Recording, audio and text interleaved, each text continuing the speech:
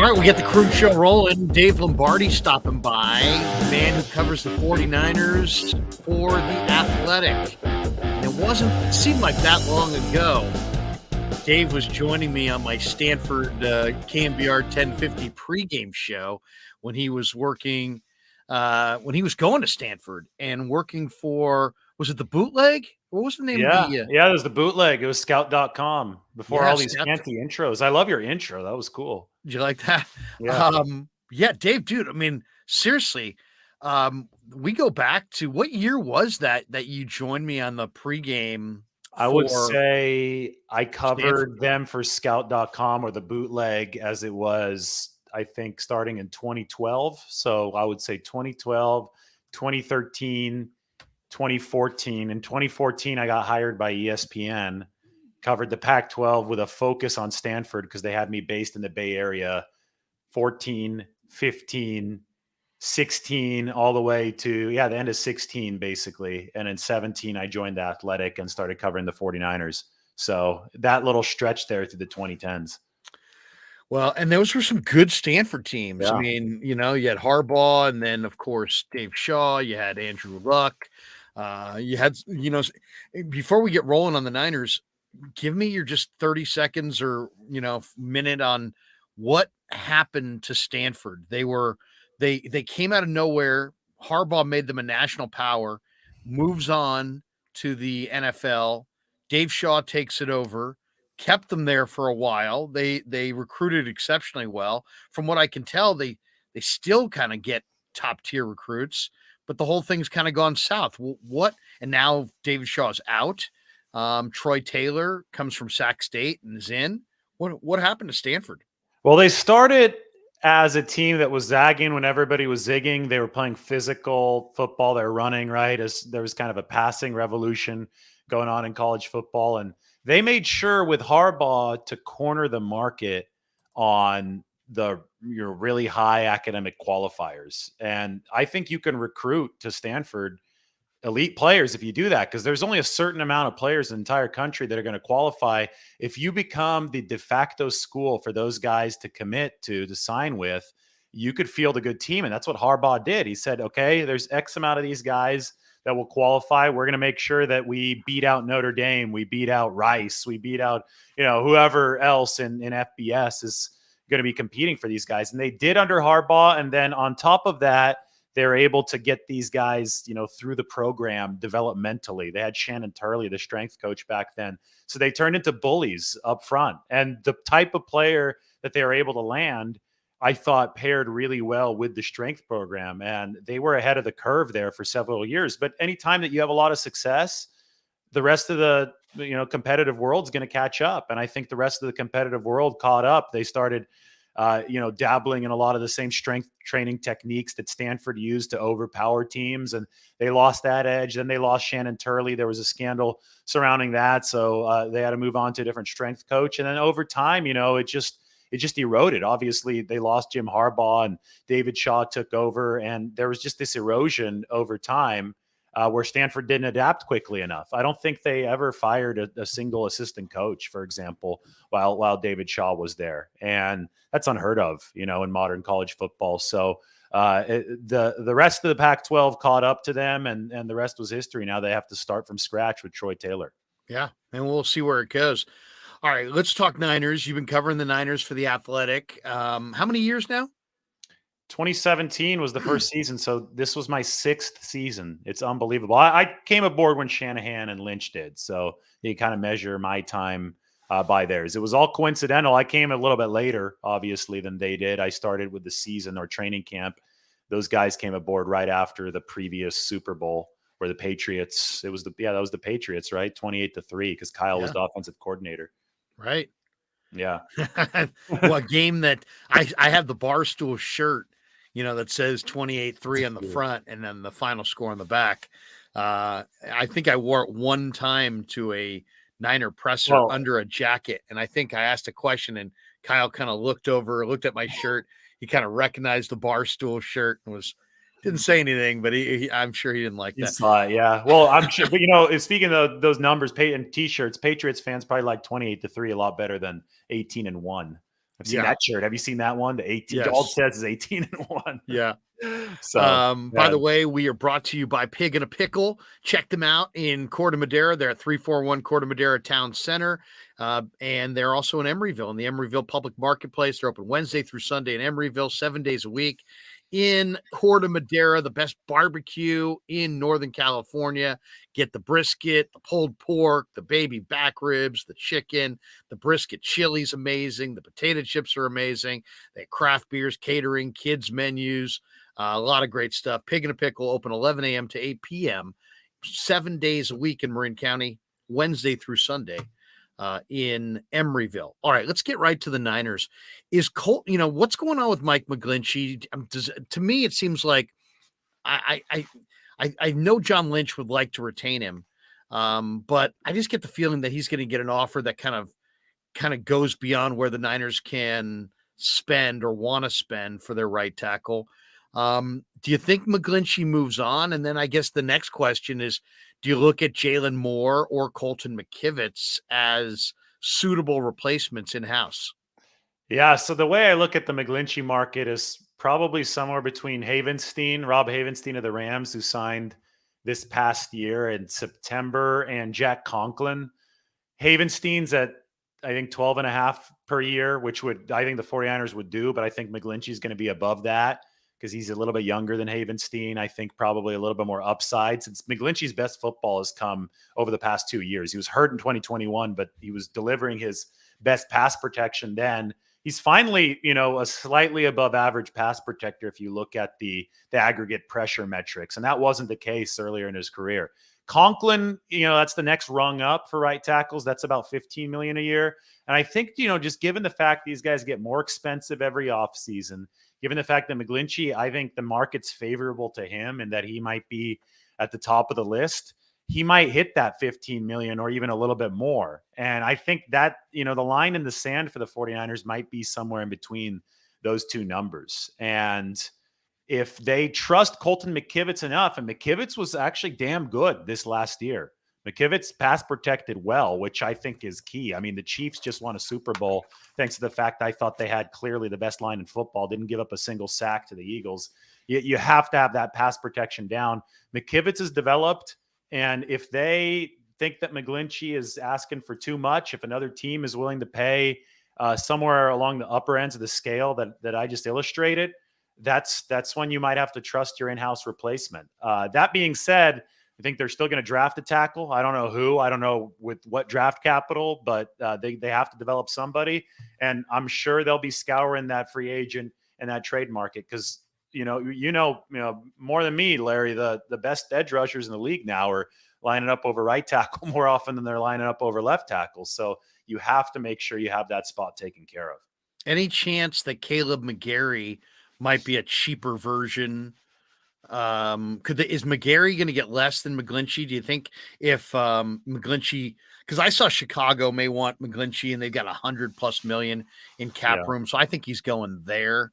But Caleb McGarry would be a nice replacement. Do you think he's more reasonably priced than Mike? Yeah, maybe a little bit. And again, that's going to be interesting. That's why I kind of just set the parameters. Havenstein, who signed in September, similar metrics to McGlinchey, but older. And I think McGlinchey is considered to have a little bit more upside. And Conklin, there's a gap there between 12 and 15 million. So I think that's where these right tackles that signed this offseason might fall. And then it just depends where in that range they fall. That depends on the team that's doing the paying or the overpaying.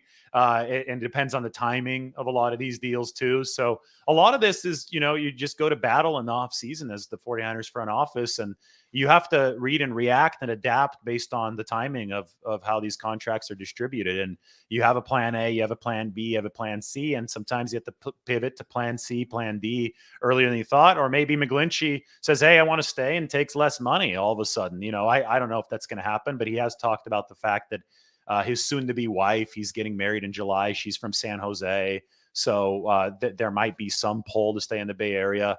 I don't know how strong it's going to be. I will say that on locker room cleanout day, McGlinchey was wearing his agent's gear. He wasn't wearing any 49ers gear. Locker was all cleaned out for the first time in years. So, and he was saying that he'd be an idiot not to look at the monetary situation of this. So, I'd put re-signing him at less than 50% at this point. But there's always a chance. You just have to see how it plays out. The one of the reasons I wanted to have you on is that, I know all these stories break right in the offseason. One of the stories that broke today is Albert Breer says that the tight end coach, Brian Fleury, will be the Niners' next offensive coordinator. Of course, Niners lost Mike McDaniel to the Dolphins coming into last year. And now Bobby Slowick, according to reports, is going to go with D'Amico to be the Texans' offensive coordinator. Fleury's interesting. He's been in the Niner organization as a coach for 4 years. He's an ex-college quarterback, so he's got that on his resume. But this guy's coached defensive backs. He's coached linebackers. He's been the quality control coach on both sides of the ball. He's been a research analyst. If Brian, what did you think when you first saw Breer's report about Brian Fleury? Do you think that makes sense? Yeah, I'm not sure if it was a report. I think Breer knows as much as we do, and Brian Fleury is somebody that I predicted as soon as we saw Bobby Slowick move on. I thought either Brian Fleury or Clay Kubiak. I think the 49ers have developed a system under Shanahan where if they can, they're going to promote from within, and they're grooming guys at the lower levels to be able to handle these higher roles. And Brian Fleury's resume, you said it, he's coached on both sides of the football, former college quarterback at Towson. If you watch warmups, he's there throwing routes alongside Brock Purdy. He still has an arm. It's impressive.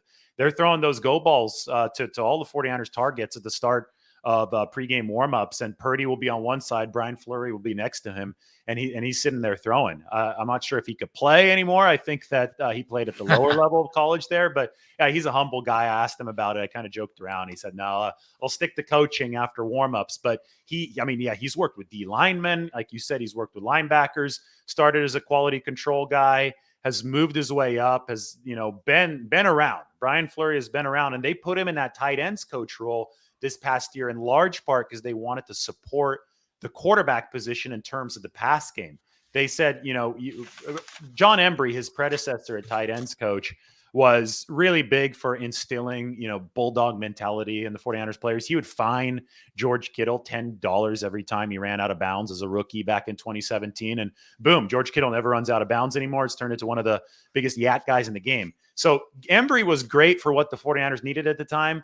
They wanted a little bit more precision now from the tight end route running game because they knew that to support Trey Lance at the start of the 2021 season, every little variable would count, right? And so they brought in Fleury, who had never coached tight ends before, to look at that tight end position from the vantage point of how the defense might try to guard it and what the quarterback would want as a QB. And the fact that he had all these different experiences at different coaching spots was exactly what Shanahan wanted. And look, Kittle had his biggest year in terms of touchdowns yet. And I think a lot of it he credits to Brian Fleury. And I think naturally the extension of that is, okay, who can be the next pass game coordinator? Well, it's going to be this guy who you've already been looking to coordinate the pass game for the tight end position.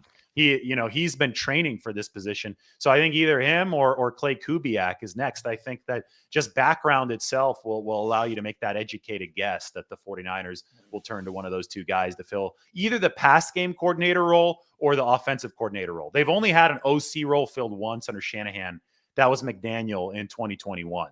So let's wait and see what they do. I think you initially try it as a pass game coordinator role. You reserve that OC role for a guy that you want to keep in the building in case there's a chance he's going to leave, right? Give him that OC promotion, a little bit more money. It leaves a little bit of incentive there for the wanting.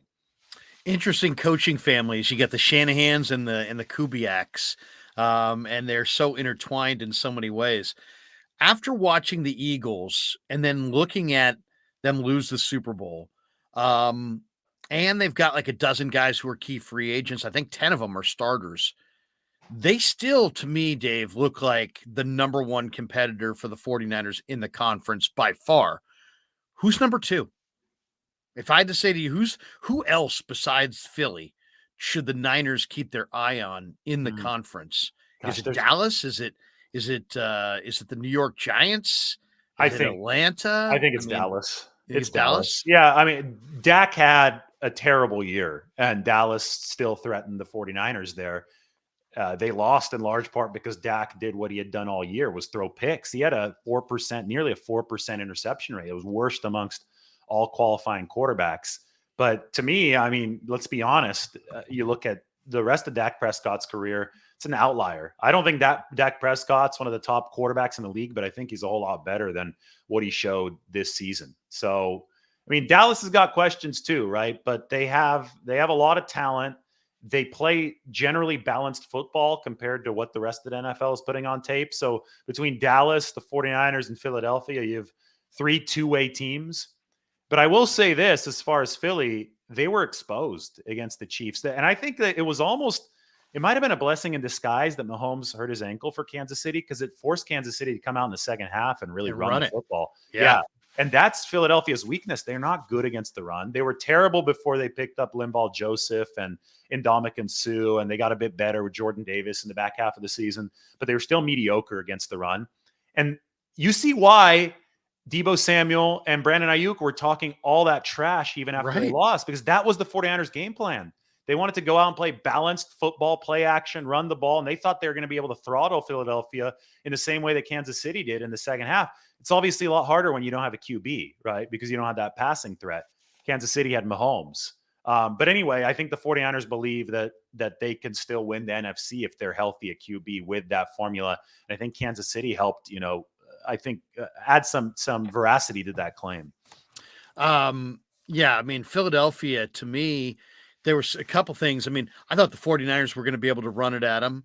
And Kansas City was. And I thought Isaiah Pacheco, the game went exactly how I thought it was going to go. I predicted Kansas City to win 35-31, but I thought Pacheco would be the MVP. He's awesome. He was incredible in this game, and I'd love to see the Niners get their own version of Pacheco, because in a lot of ways, Isaiah Pacheco is the ideal 49er running back.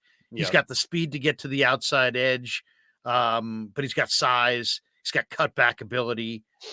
He's a special player. He's 5'10", 216, so he's a ball of muscle, right? Like cannonball of muscle. You're exactly right. That's the prototype. That guy. Should the Niners copy the Eagles in two phases? Would you like to see them with the rugby scrum quarterback sneaks, maybe using Trey Lance, even if Trey Lance gets beat out by Brock Purdy, and also going for it often on fourth down, like basically going for it from your own 40-yard line to the other team's goal line all the time on fourth and less than 5. I mean, that seems like what the Eagles' plan is, and their rugby scrum quarterback sneak probably picks up about 3 yards on average. Heck, I could almost see some team copying it and just running it and going no huddle. If you get a defense on the field and they can't substitute, you get, you just, 3 yards. I mean, it would be ugly as hell to watch. But do you think the Niners will copy it, or do you think the league will ban it? Because there's also been a lot of talk about the league will come in and try to do something to ban that play, because it's not all that fun to watch, and I could see teams using it in mass. Yeah, I mean, if teams start using it no huddle and defenses can't stop it, that would become a huge problem, right? If it's just 4 yards at a time down the whole field.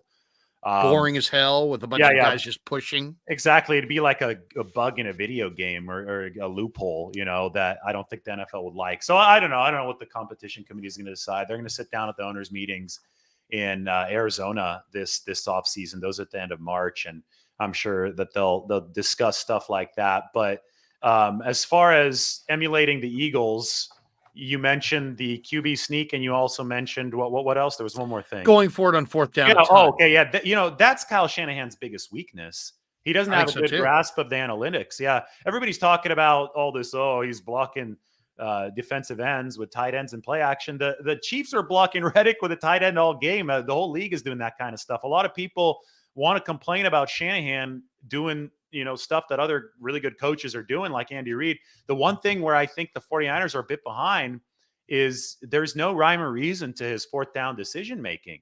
He'll be really aggressive at times, and then he'll be way too conservative at others. And they put out these charts showing, fourth down aggressiveness. And most coaches have like certain tendencies. Kyle Shanahan's dot on some of these graphs they put up there based on his decisions is like way away from everybody else's. And the analytics guys just say that Shanahan seems confused. Shanahan doesn't know what to do. And, as situations change. And the Eagles have a philosophy. They're going to go by the numbers, and the numbers do recommend to go for it a whole lot more often than the typical NFL coach does go for it. And I think it really paid off for the Eagles this season. I mean, one of the biggest plays of the NFC Championship game was the 4th and 1 that Philadelphia ran quarterback sneak from their own territory, right? And that ended up turning into a long touchdown drive that gave the Eagles the lead at the end of the first half. You imagine if they punt there, which I think Kyle Shanahan would have punted there, that game that game could go in a very, very different direction, even with Josh Johnson at quarterback. Because the key for the NFC Championship game, I know I'm going off on a little bit of a tangent here, though, is the 49ers, if they could have kept that game as this ugly tractor pull for as long as possible, even with Josh Johnson in there, their chance of winning would have grown. Where they lost control of it was that 4th down at the end of the second quarter, then the Eagles, taking advantage of a couple penalties, scoring, and then Josh Johnson fumbling. So anyway, the Eagles' 4th down decision ended up really sealing the 49ers' fate in that title game. And I think the Eagles rode those good 4th down decisions all year. And I don't think the 49ers have benefited nearly enough from some 4th down aggressiveness. I think Shanahan can absolutely copy that template and be better. Yeah, I would say Shanahan's alternate conservative and, kind of a go for it mode mentalities make no sense. Game 1 or game 2 of the playoffs against Dallas, or even game 1 and 2 against Seattle and Dallas, he was incredibly conservative with his use of Brock Purdy at times in those games. And then you get into the second quarter in the NFC Championship game and you're only down a touchdown, but suddenly you're hell bent with Josh Johnson to travel the length of the field or go for a score. And he got super aggressive with his 4th string quarterback while he was relatively conservative with Purdy, who might have been his best quarterback. So, I mean, it's just, there was a lot of inconsistency there. I think Shanahan needs to sit down almost with himself and his coaching staff and his offensive staff and just say, let's map out our game situation philosophies, and then let's hang with it, and we'll adjust off of it if we want, but let's not go into the game just totally like with feel. Your feel's not that good. There's been countless examples of his feel not being ideal. The Niners free. Go ahead. He tries to have his cake and eat it too on those end of half drives. We saw it in Super Bowl 54. Right. We saw it against Dallas, where he tries to run the clock, and then he tries to put so much pressure on his QB to make the big play to get them into scoring range. So he's trying to run the clock and then simultaneously also get the points. And to me, that puts the quarterbacks in a really unfair situation. Now, Jimmy Garoppolo had a really good throw to Kittle, but it was the OPI in the Super Bowl against the Chiefs, right? But what Shanahan did was forced everything into that one play. Nothing could go wrong in that play or the 49ers don't score, right? Against Kansas City. Same thing against Dallas, right?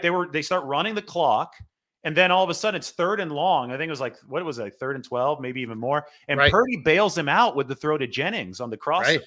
And they end up and then all of a sudden then the philosophy changed. Yeah, and then the philosophy changed. And after Shanahan was like, yeah, that's exactly how I planned it. It's like, well, yeah, it wouldn't have worked though unless your quarterback made an unbelievable play on 3rd and long, which is really low percentage. And you saw in the Super Bowl a couple years ago, your quarterback made an unbelievable play on 3rd and long or whatever it was, the Kittle, but the OPI, you're at the mercy of the refs. One thing goes wrong, and your whole strategy was on thin ice. Your margin for error there is just very, very small. Exactly. The Niners' priority to re-sign in free agency. There's 25 free agents, 21 are unrestricted. If you can re-sign one, if they could re-sign one, who do you think they'll re-sign? I'd like it to be Jimmy Ward. Yeah, I mean, Jimmy, if you look at the back end, the secondary was really good this year, and Ward only got better as the year went along. To Sean Gibson, I think this comes as a package kind of deal. Gibson's contemplating retirement, but he was one of the best safeties in football this year. Like he legitimately was airtight in tackling. He was good in coverage. He caught the balls that went to him. Can't take that for granted, right? Well, after Jaquiski Tartt dropped that interception. He had more interceptions, Tashawn Gibson did in 1 year with the 49ers than Tartt had in 7 with the 49ers. He had 5 picks this year. I think he was one of the most underrated players in football. Former Pro Bowler, found that fountain of youth playing alongside Talanoa Hufanga, who's 10 years younger than him. And Gibson was so good at safety that when Ward came back, and Ward has told this story on his Instagram, Ward didn't want to play nickel. And Shanahan said, you're going to have to ride the bench then because Gibson's playing that well at safety. So that really forced Ward down to that nickel spot where you got to give Jimmy a lot of credit. He got better as the season went along. Just a really good all-around football player. I think if you could re-sign both of those guys, this continues to become that rush coverage over rush team. Like the D line was much weaker outside of Bosa this year than it has been in the past. The linebackers were the best in football, and that secondary took another big step up in large part because they got really good play. Obviously, Charvarius Ward, huge on the outside, but really good play from Tashawn Gibson at safety, allowed Jimmy Ward to move down the nickel, learn that position. My concern from the 49ers vantage point is going to be that nickelbacks are criminally underpaid in this league. Safeties make a lot more. Jimmy's got enough good safety film that he's just going to take that game tape to teams that need safeties, and he can make like $4 or $5 million per year more than he would at nickel. Why would he want to play nickel, especially at this age? He's going to want to cash out one more time at least, and this is his chance to do that. So maybe Ward comes back if they can't retain Tashawn Gibson if he retires, but I think it would have to be as a safety because he's got leverage. He's a free agent, right? He's going to want more money. Do you think they want him back? Do you think he wants to be back if the money's right? I think you've been in that locker room. Everybody in that locker room, there's something to be said about the college-like vibe that Shanahan and Lynch have built. It's rare to find a player who doesn't say this is the most fun stop of my career. Tashawn Gibson is a great example. He said, this is a fountain of youth being around these guys in Talanoa Hufanga. I think it was Emmanuel Sanders the other day.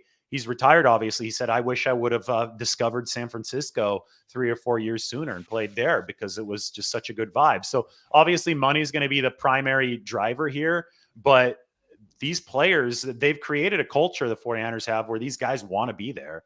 So if you can create, and Jimmy Ward actually said that he took less money from the 49ers than the Raiders when he signed a few years ago, that the Raiders offered him more and he went to the 49ers. So that speaks to, I think, him liking that vibe, him being willing to sacrifice something to get that vibe. But again, it can't be a $5 million gap. That vibe is not worth $5 million per year, right? So there has to be a relatively equal offer that he gets from the 49ers. Bruce says Eagles lost their OC in DC. Don't think they will look the same. Yeah, I mean, you saw Jonathan Garmin went to Arizona as their head coach, and I just saw an interview with him, and he's like, "I'm going nowhere. I'm here in Philly." Well, so much for that. You're now in Arizona. D'Amico Ryans took Corey Undlin, the defensive backfield coach, with him to Houston as the defensive passing game coordinator. Matt Burke is actually their new DC, but Undlin helped develop Samuel Womack and Lenore and Hufanga. Steve Wilkes, though, is a former DB himself and has coached DBs, so maybe he can pick up the slack here. Or does Daniel Bullocks get the promotion and become the DB coach? How big of a loss is losing Corey Undlin? Well, both things I think are going to happen. I think they didn't retain Corey Undlin. His contract expired. They let him walk because Steve Wilkes is of a DB mind. He is a former DB and a former DB coach. So he's going to bring that expertise, just like D'Amico Ryans brought linebacker expertise to the 49ers. So last year, the 49ers had co-DB coaches. They had Corey Undlin working with the corners, and they had Daniel Bullocks working with the safeties. So I see Daniel Bullocks being promoted to all-around DB coach because you only need one of them. If you're DC, Steve Wilkes is going to be working with all the DBs as well. So I think that's just a natural progression. They let Undlin go with D'Amico Ryans because it made a whole lot of sense given how the Tetris pieces of the staff work. That Niner guy asked a question here. He says, could the Niners franchise tag Jimmy Ward as a nickel? It would be a major dick move, for a lack of a better word, by the Niners, but it could be an option. You know, the top safety made, like with Derwin James, I think he made like 18 or 19 million. The top nickel made like 9 million. That's what Jimmy made this year. But nickel isn't differentiated for tag purposes. It's in there with corners. Right. Yeah. So So, you'd have to pay him way too much, basically. okay. Yeah. Will John and Kyle listen to trade offers this offseason for Trey Lance, or will they just rebuff everybody and say absolutely not, he's not available? And the reason I ask this is just because I'm looking at the draft and I'm looking at the free agent market and I'm looking at Trey's talent and I'm looking at the number of teams that need quarterbacks. I think it's pretty likely that somebody would want him. If the Niners were open to moving him. What do you think their stance is on Trey? They don't have an official public stance. Listen, just over 2 weeks ago, we saw this team literally run out of quarterbacks in an NFC championship game. It was one of the most catastrophic injury scenarios that's ever unfolded in the NFL, right? With all Right. that's at stake today. This team literally ran out of quarterbacks. I don't think they're in any position to be jettisoning their only healthy rostered quarterback. And I know he's not technically healthy right now, but he should be within a couple weeks. I just think that the 49ers are so desperate for numbers at QB right now that it's just a non-starter unless somebody sends some kind of insane package their way, which Trey Lance is not worth to the rest of the league, right? We haven't seen him on the field enough for him to be worth that to the rest of the league. So the 49ers are in the business of accumulating quarterbacks and not letting them go. And they have Lance and they have Purdy under contract for next season. They're hoping that Purdy's surgery in about a week goes well so he can be back in time for the start of the 2023 campaign.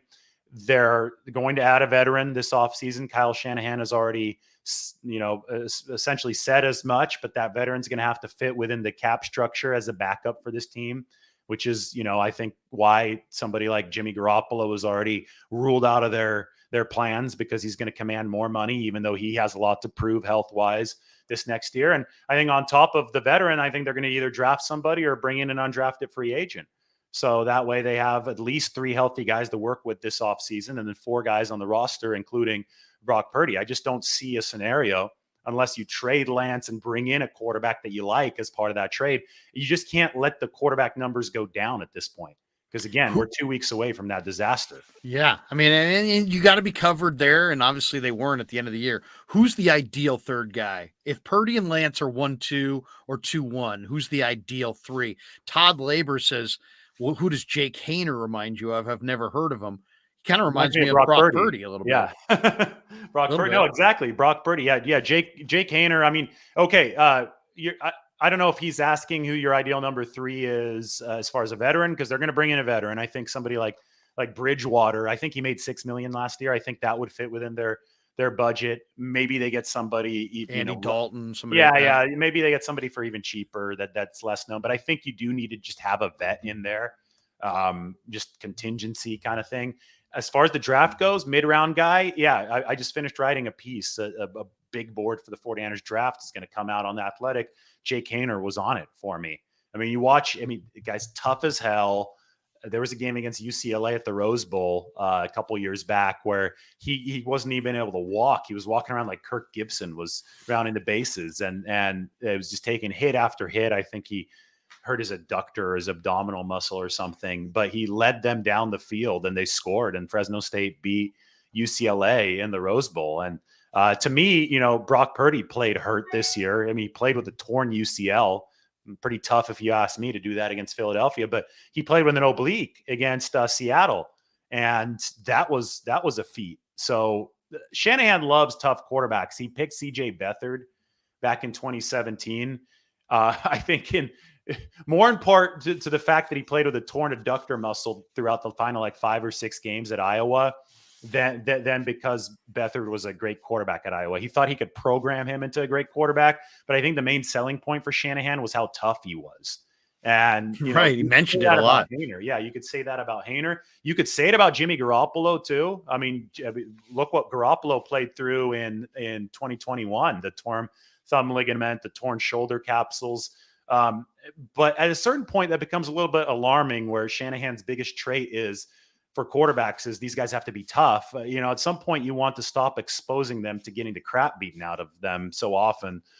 So toughness doesn't need to be that high up on the list, right? So we could talk about quarterbacks all day. To me, the biggest priority is 49ers offseason is to, they have invested in the line. It's gotten better, but you saw it on display in the Super Bowl. The two best O-lines in football were in the Super Bowl. And in my opinion, that was no accident. Yeah. I mean, and people saying, oh, they need a blue chip tackle. And Wiley blocked Reddick pretty well.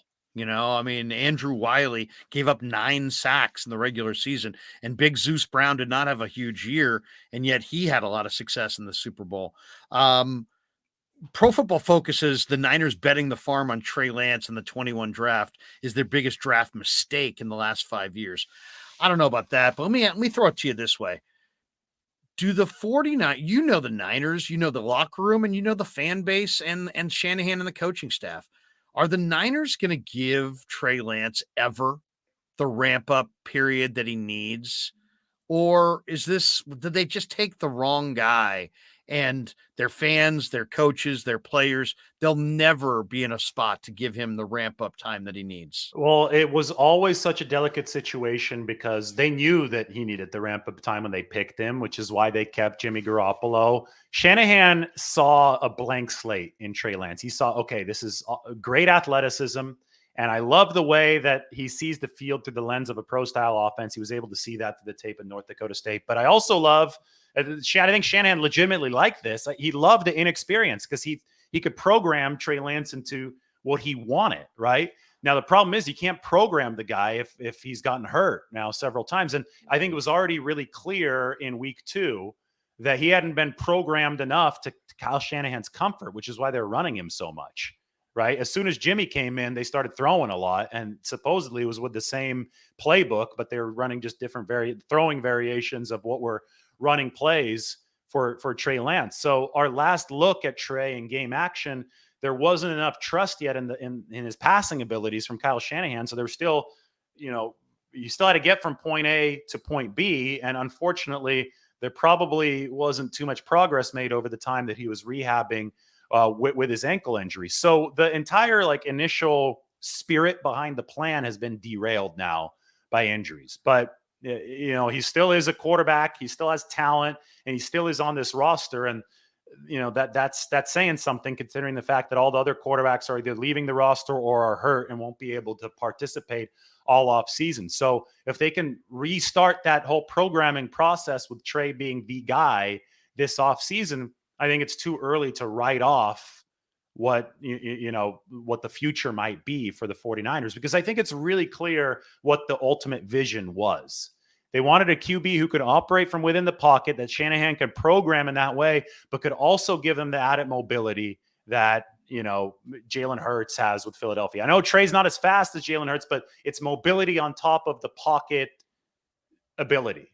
And Shanahan wanted the best of both worlds because his dad had the best of both worlds with Steve Young and with John Elway. And did the 49ers take a massive swing to get it? Absolutely. Does that swing not look as great right now because of what's transpired since then? Absolutely. But that's, focusing on that is sunk cost fallacy. You have to worry about what's in front of you. And right now, again, Trey Lance is the only healthy asset at quarterback under contract for 2023. So forget what they paid for him. They've got to make it work with the QB room that they have moving forward. Couple last ones before you let you go. If Purdy's elbow rehabilitation goes fine and he returns as the same player, I want your answer from your perspective and from Kyle's perspective. Do you believe that Kyle thinks he can win a Super Bowl with Brock? Do you think the 49ers can win a Super Bowl with Brock? Yes, on both counts. With this season's roster, it absolutely was possible. Now, I think that if Purdy hadn't gotten hurt, my prediction would have been, or, this is a retrospective prediction since I've seen the Super Bowl now, but I think the 49ers would have beaten Philly with a healthy Purdy because I think they would have run it down their throats, but I think they would have lost to Kansas City. I kind of agree with that too. Yeah, I don't think the 49ers O-line nor their D-line was up to the task yet this year to win a Super Bowl championship. Ironically, I say D-line, right? We didn't expect that really coming to the year, but outside of Bosa, I don't think they were good enough. I don't think they had enough of interior pass rush. So to answer your question, moving forward, they have to get better at certain spots. They have to get better defensive tackle. They have to add a good bookend to Bosa. All those guys are pending free agents, and they have to continue the improvement of the offensive line. But if they do those things and Purdy does come back healthy, I absolutely think this team is good enough to win it all. With the way that Brock Purdy played, He played point guard this last year, and I do not mean that in a derogatory way. Brock Purdy himself said that was his job. When you have that much talent, that's your job. So sit back and play point guard. Hell, Jimmy played a great point guard this year. Jimmy, after Christian McCaffrey showed up, was playing the most efficient football of his career, and that's including 2017 when he had that hot 5-game stretch. So Kyle has set up the offensive framework for the 49ers to have a lot of success. After they acquired McCaffrey, their efficiency in the pass game was number one by a lot over even the Chiefs from week 8 onward.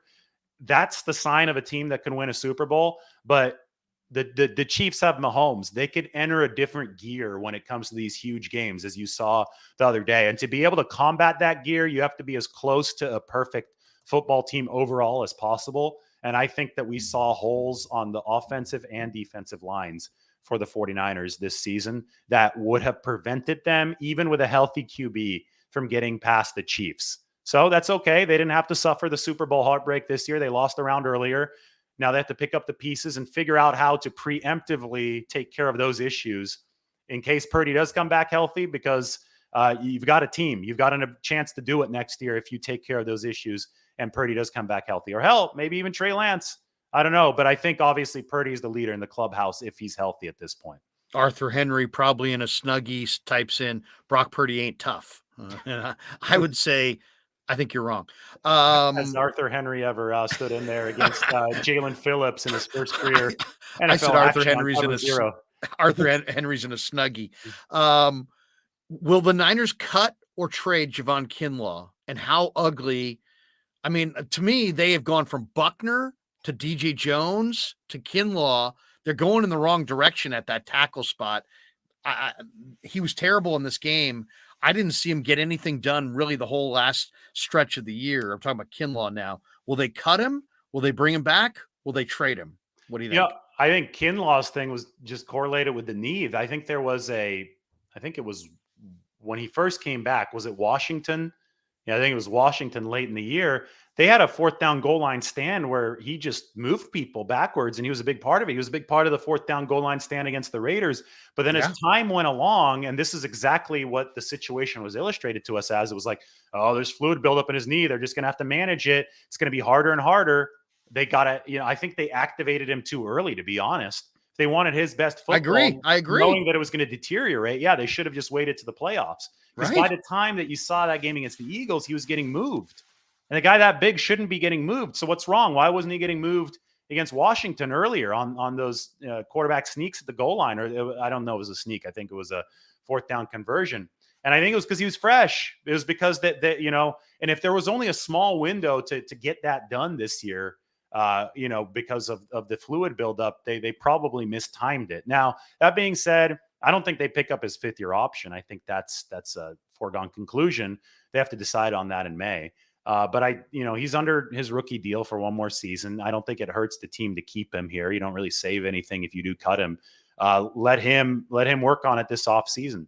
I think they like his mentality. I really think he's a victim of a terrible circumstance with the knee. He messed it up really bad against Dallas in 2020 in week 15. And I don't know if it was a misdiagnosis or what, but they didn't go and repair the ACL until mid-season 2021. And he played the first games of 2021. And then they took it down to the ACL specialist, Ella Trache, down in LA. And they're like, wait, this ACL's messed up. So this massive guy is playing on a bad ACL for the first part of a season. That can't be good for you. I just think it was a really, really a terrible perfect storm of events there for Javon Kinlaw. And you have to hope that now that he has more time to recover, he can actually get a full knee recovery because he didn't have that this past year. That's for sure. I had a couple of Niner people whisper the exact thing to me, Dave, that Kinlaw's got 2-3 games in him. I'm like, well, why not bring him back at the end of the year when you have a 2-3 game playoff window? I agree with you. I think they brought him back a little bit too soon. And by the time they got to the meaningful games of their schedule, he was not able to contribute. Yeah, you didn't need Javon Kinlaw to beat the Washington Commanders at home. Or the Raiders. Yeah, or the Raiders. Exactly. Who's the Niner most likely to be traded or cut? I mean, there's people suggesting Eric Armstead, Oren Burks, Kyle Juszczyk. No. They're just going to, if anything, they're going to extend Armstead and restructure, don't you think? I Well, don't. they I already think restructured him. They, yeah, they they restructured him to fit but I think they could Jimmy do it last again. year. Yeah, you can't just keep on doing that. The reason his cap hit's so big is because they pushed that money into the future, and it wasn't a bad restructure. You push it into the future because he's a foundational player who produces for you. Now this year, yes, he did go through the plantar fasciitis, but when he was on the field, he was a difference maker. I don't understand these takes about Eric Armstead. I mean, the guy is extremely valuable to the 49ers. If they didn't have him on the interior, this is a this was a dire situation for the 49ers this year. He was the only one that was doing anything on the Right. inside of plus caliber. I mean, he moves people. I still remember the Miami game when he was on a pitch count. The Dolphins were moving the ball late, and the 49ers were like, oh, well, Eric's on the sideline. He's on a pitch count. He can't play this drive. Then it got to a point where it's, I think, 4th and 6 or somewhere. And they just said, hell with it. We're putting Armstead back in. Like, this is going to be the difference in the game. Like, we're not getting enough push on the inside. They put Armstead in. Tua immediately harassed. Armstead didn't get the sack, and I think that's what people complain about is that he doesn't get enough sacks.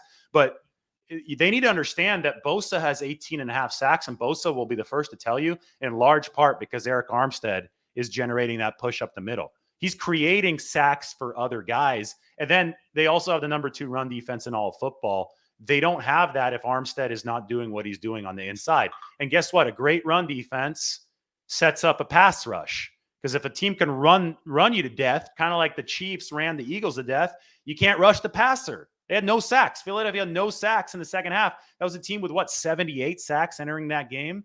So you earn the right to rush the passer, and Eric Armstead is the player that is earning you that right. He doesn't get to sit at the finish line and reap all the rewards. And I think fans like to see the guys who reap all the rewards. But he's doing that dirty work, and there's no way that the 49ers are trading him because of that, and B, because they've already financially committed to him through the restructure because they knew that he was that important. So that's a pipe dream. Armstead is staying with the 49ers. Sorry, Yeah, I went off a little bit there. But no, his sack total is totally it has a ton to do with the other guys on that line and always has. Yeah. And people who don't get that, that's, I don't know what to say. And their Last one. sack totals have a ton to do with Armstead. It Right. goes both ways, right? Give me one player that's not on the Niners that you think you could see them targeting in free agency. I personally would love to see Chauncey Gardner-Johnson because I think he's the kind of impact, versatile defensive back that can fit in almost any scheme. And that hit that he had on Isaiah Pacheco was like Ronnie Lott on Ickey Woods. I mean, it was unbelievable. That's the kind of difference maker I'd like to see them try to go after in the secondary.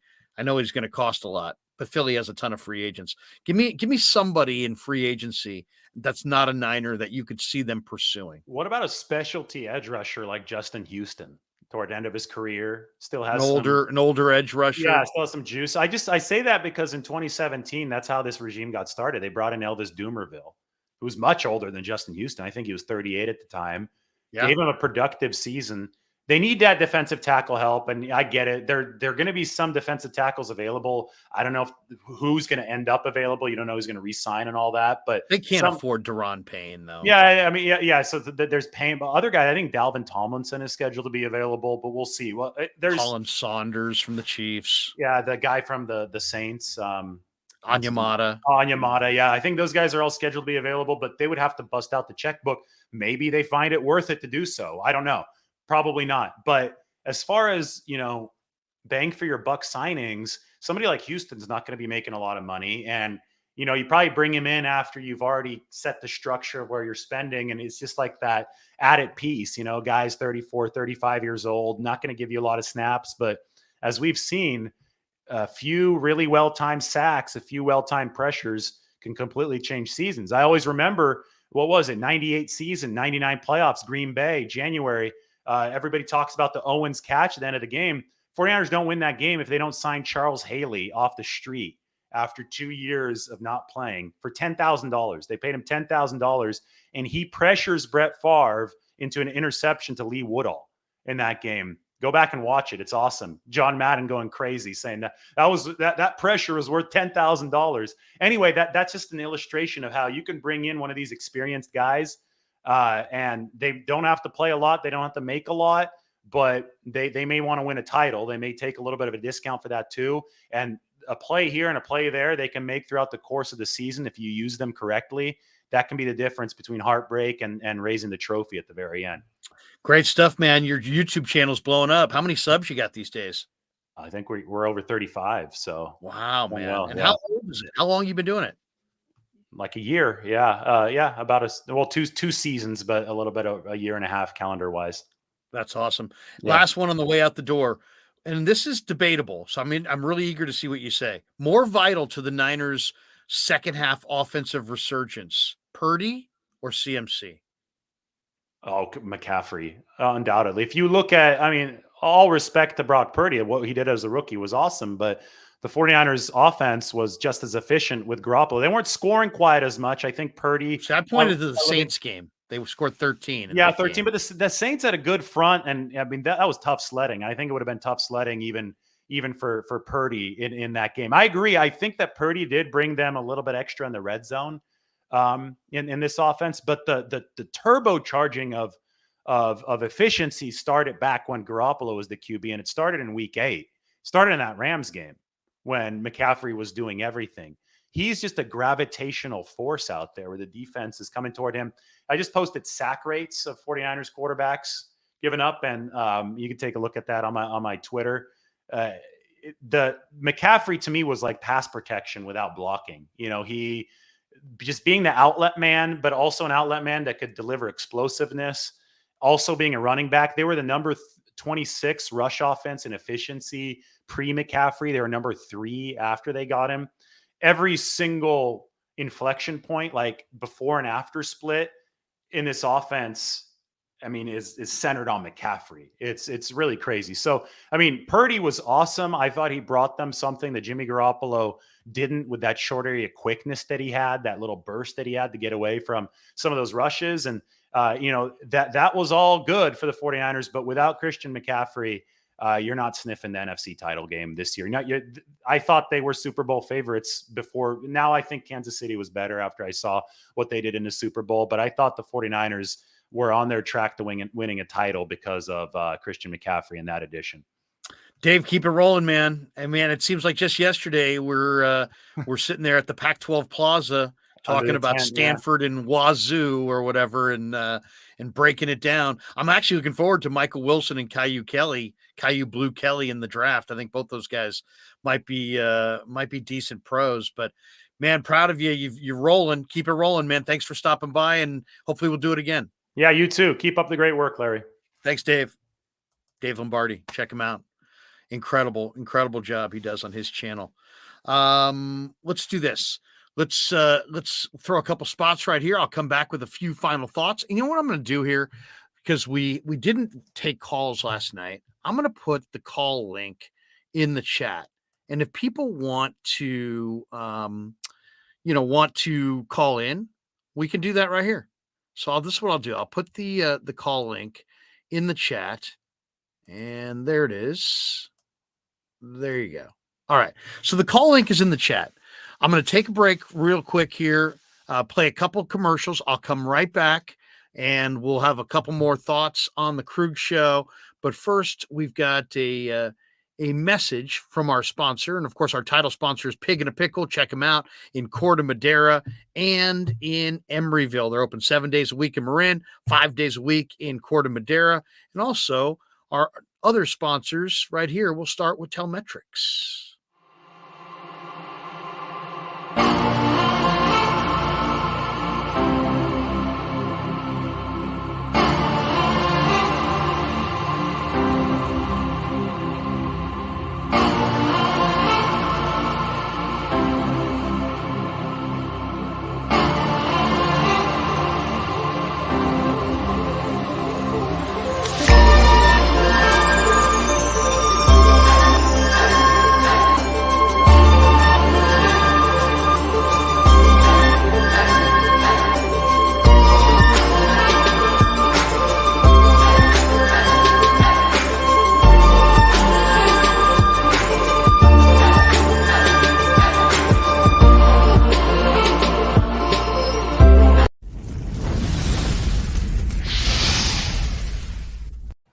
And thanks to Tony Cassera and the good people at Cassera's Italian Menswear. They are housing the Krueg Show t-shirts, and they're a proud sponsor of the show as well.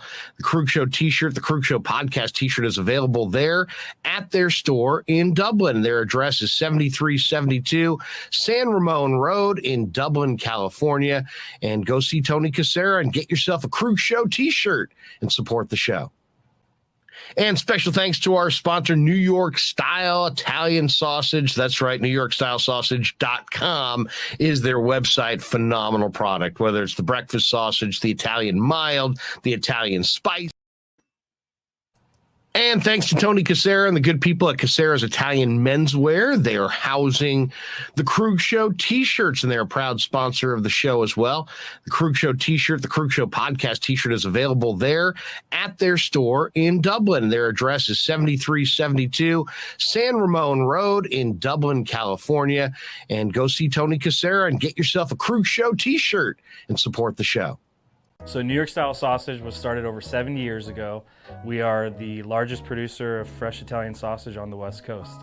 What makes our sausage in New York Style is really the recipe came from back east, from New York, from Connecticut. If you look at all of our labels, there's maximum 4 or 5 ingredients, which we're really proud of. There's no preservatives, no MSG, fresh in, fresh out. The pork comes in fresh, goes out fresh. There's never any freezing throughout the process. We've always used fine quality cuts. We're never gonna deter from that. It's one of the reasons why our sausage is so good. I guarantee you put our sausage up against anybody else's from a flavor standpoint, no one will beat it, hands down. And do yourself a favor and do me a favor. Go buy a package of the New York Style Italian sausage. Guaranteed you will love it, guaranteed.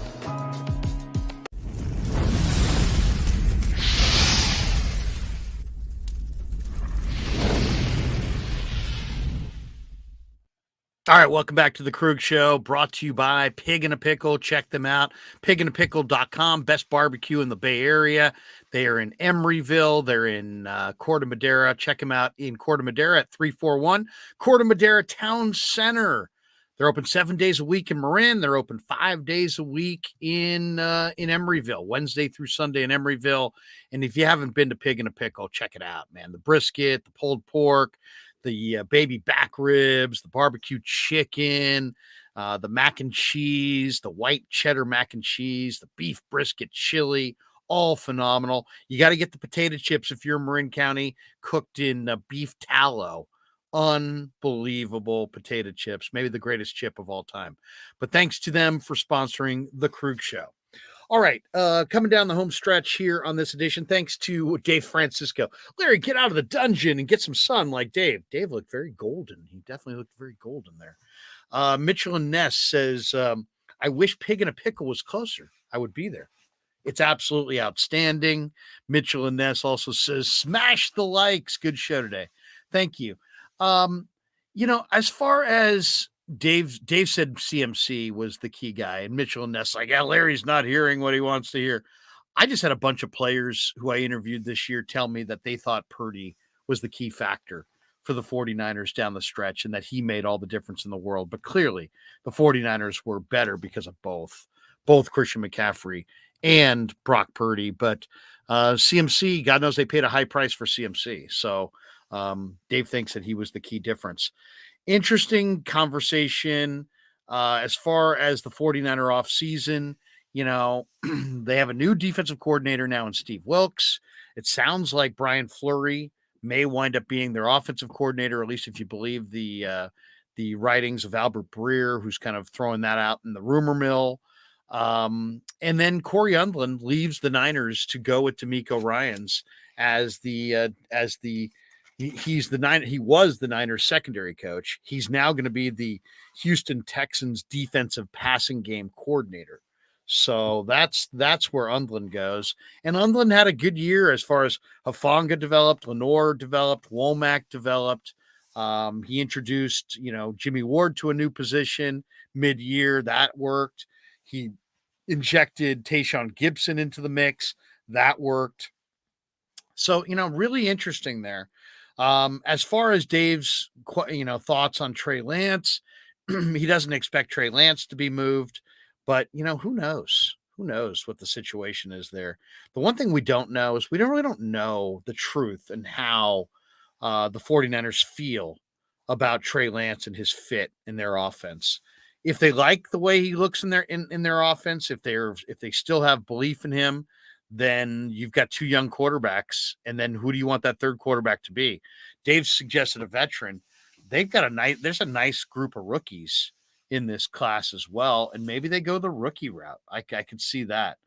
As far as internally, do you go with Colton McKivitz or Jalen Moore at right tackle for Mike McGlinchey? I think that's a major question. And I think after watching Kansas City's O-line, watching the Eagles O-line, I personally would like to see them kind of retain as much depth as possible on their O-line and see if they could get a big-time guy.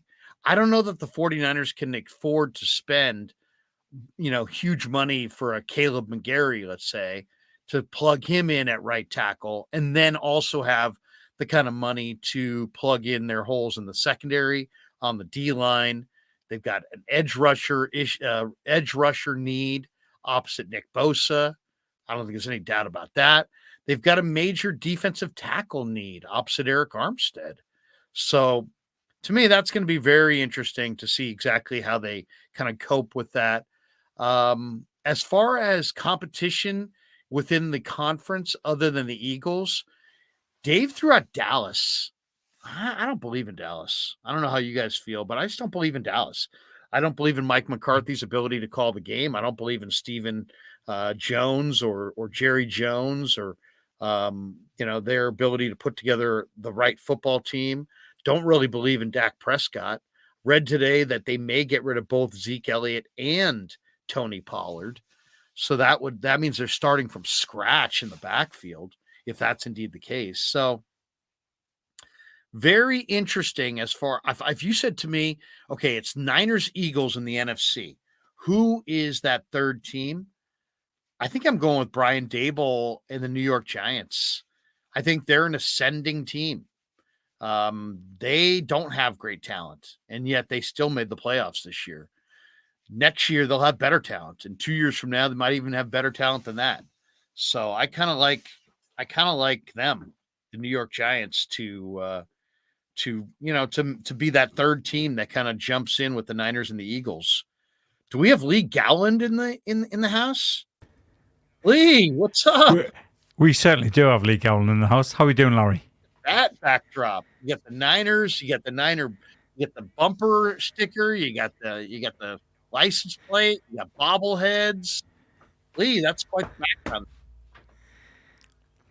Yeah, it's quite a full background, isn't it? It is, and I like lots of red back there.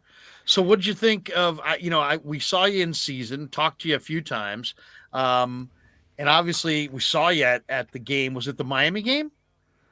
What game were you at? Or was it New Orleans? I was at both New Orleans and the Dolphins game. Okay.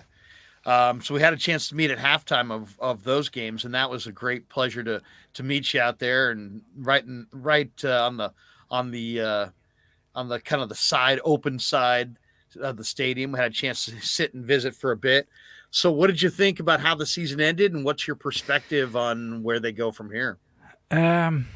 So how do I think about how the season ended? I mean, obviously the season was really disappointing. We didn't really get a chance to play against the Eagles. Brock Purdy was injured, 3 minutes into the game, so ruined it. Exactly. I think if we'd had a fit quarterback, we could have easily beaten the Eagles. It didn't disappoint my Super Bowl. I mean, the Super Bowl was still a good game, but the feeling was between myself and all the people that were there from the 49er Faithful UK, we all felt as though that we should have been there. We were the best team in the NFC, without a shadow of a doubt. But looking at the game, I mean, as a showpiece for the NFL, it was good. It was good. I mean, the holding call against the... let's say this. I hated the Eagles. I wanted the Eagles to lose, right? Right. We all But did. that holding call, I thought was disgraceful. Yeah. That was such a Ticky-tack. soft holding calling. And my skin crawled because when that holding call was made, when that flag was thrown, I actually found myself wanting the Eagles to score. And that went against every inch of my body wanting them to score because I wanted them to lose. And it was strange. It was strange. But as the season goes, if you look back 6 years ago when Kyle and John came on board, what they said was, we want to be competitive. It's going to take about 3 years, and then we'll be competitive every season. And they've lived up to that expectation. We got to the NFC Championship game. Would you expect that with a third string quarterback? No. I think after game 2, when we lost Lance, everybody was thinking, that's our season gone. Jimmy came in. Jimmy played as 2017 Jimmy. He looked great. And, Jimmy had the best year. I thought Jimmy played better this year than he ever had. Completely agree. And then he went down in game 12 against the Saints. Against the Dolphins. No, against the Dolphins. Yeah. And then Brock Purdy came in, and we were all thinking, this can't be real. Yeah. Purdy can't be playing this well. I got to say, I wasn't surprised. I mean, I literally told Ryan in the press box, I'm like, it's game on, man. Now we get to really see it. Because I saw Brock Purdy outplay Trey and Jimmy with what I saw from him this summer. And I was confident he would play well. I didn't think he'd play as well as he'd played, but I thought he'd play well. And he wound up playing incredibly well.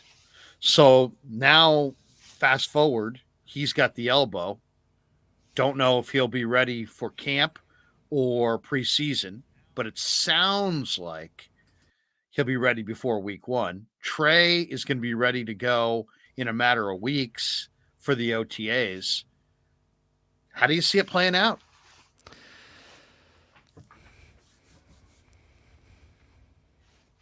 So I think it needs to come down to a quarterback competition. Honestly, I do. When we saw Brock Purdy play, when I saw Brock Purdy play in preseason, he looked really, really good. But he was going up against third stringers, and you kind of, in the back of your mind, you're thinking, well, he's going up against third stringers. That's why he looks really good. But then he started against, well, he didn't start, but he came in against the Dolphins. And he played really well. Out of him. Yeah. And then week on week, he's still playing well.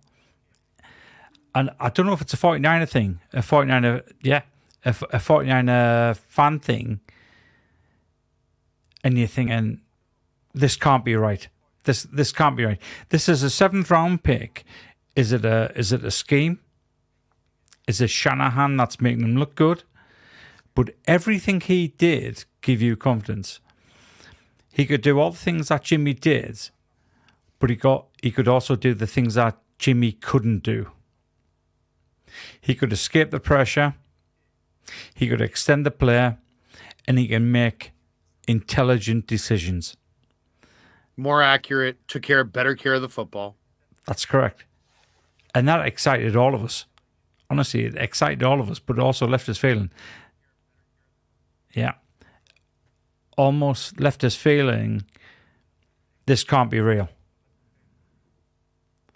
So when he got injured in the NFC Championship game, I mean, me personally, we had the 49ers watch party in Leeds, and as soon as Brock Purdy went down, I thought that was it.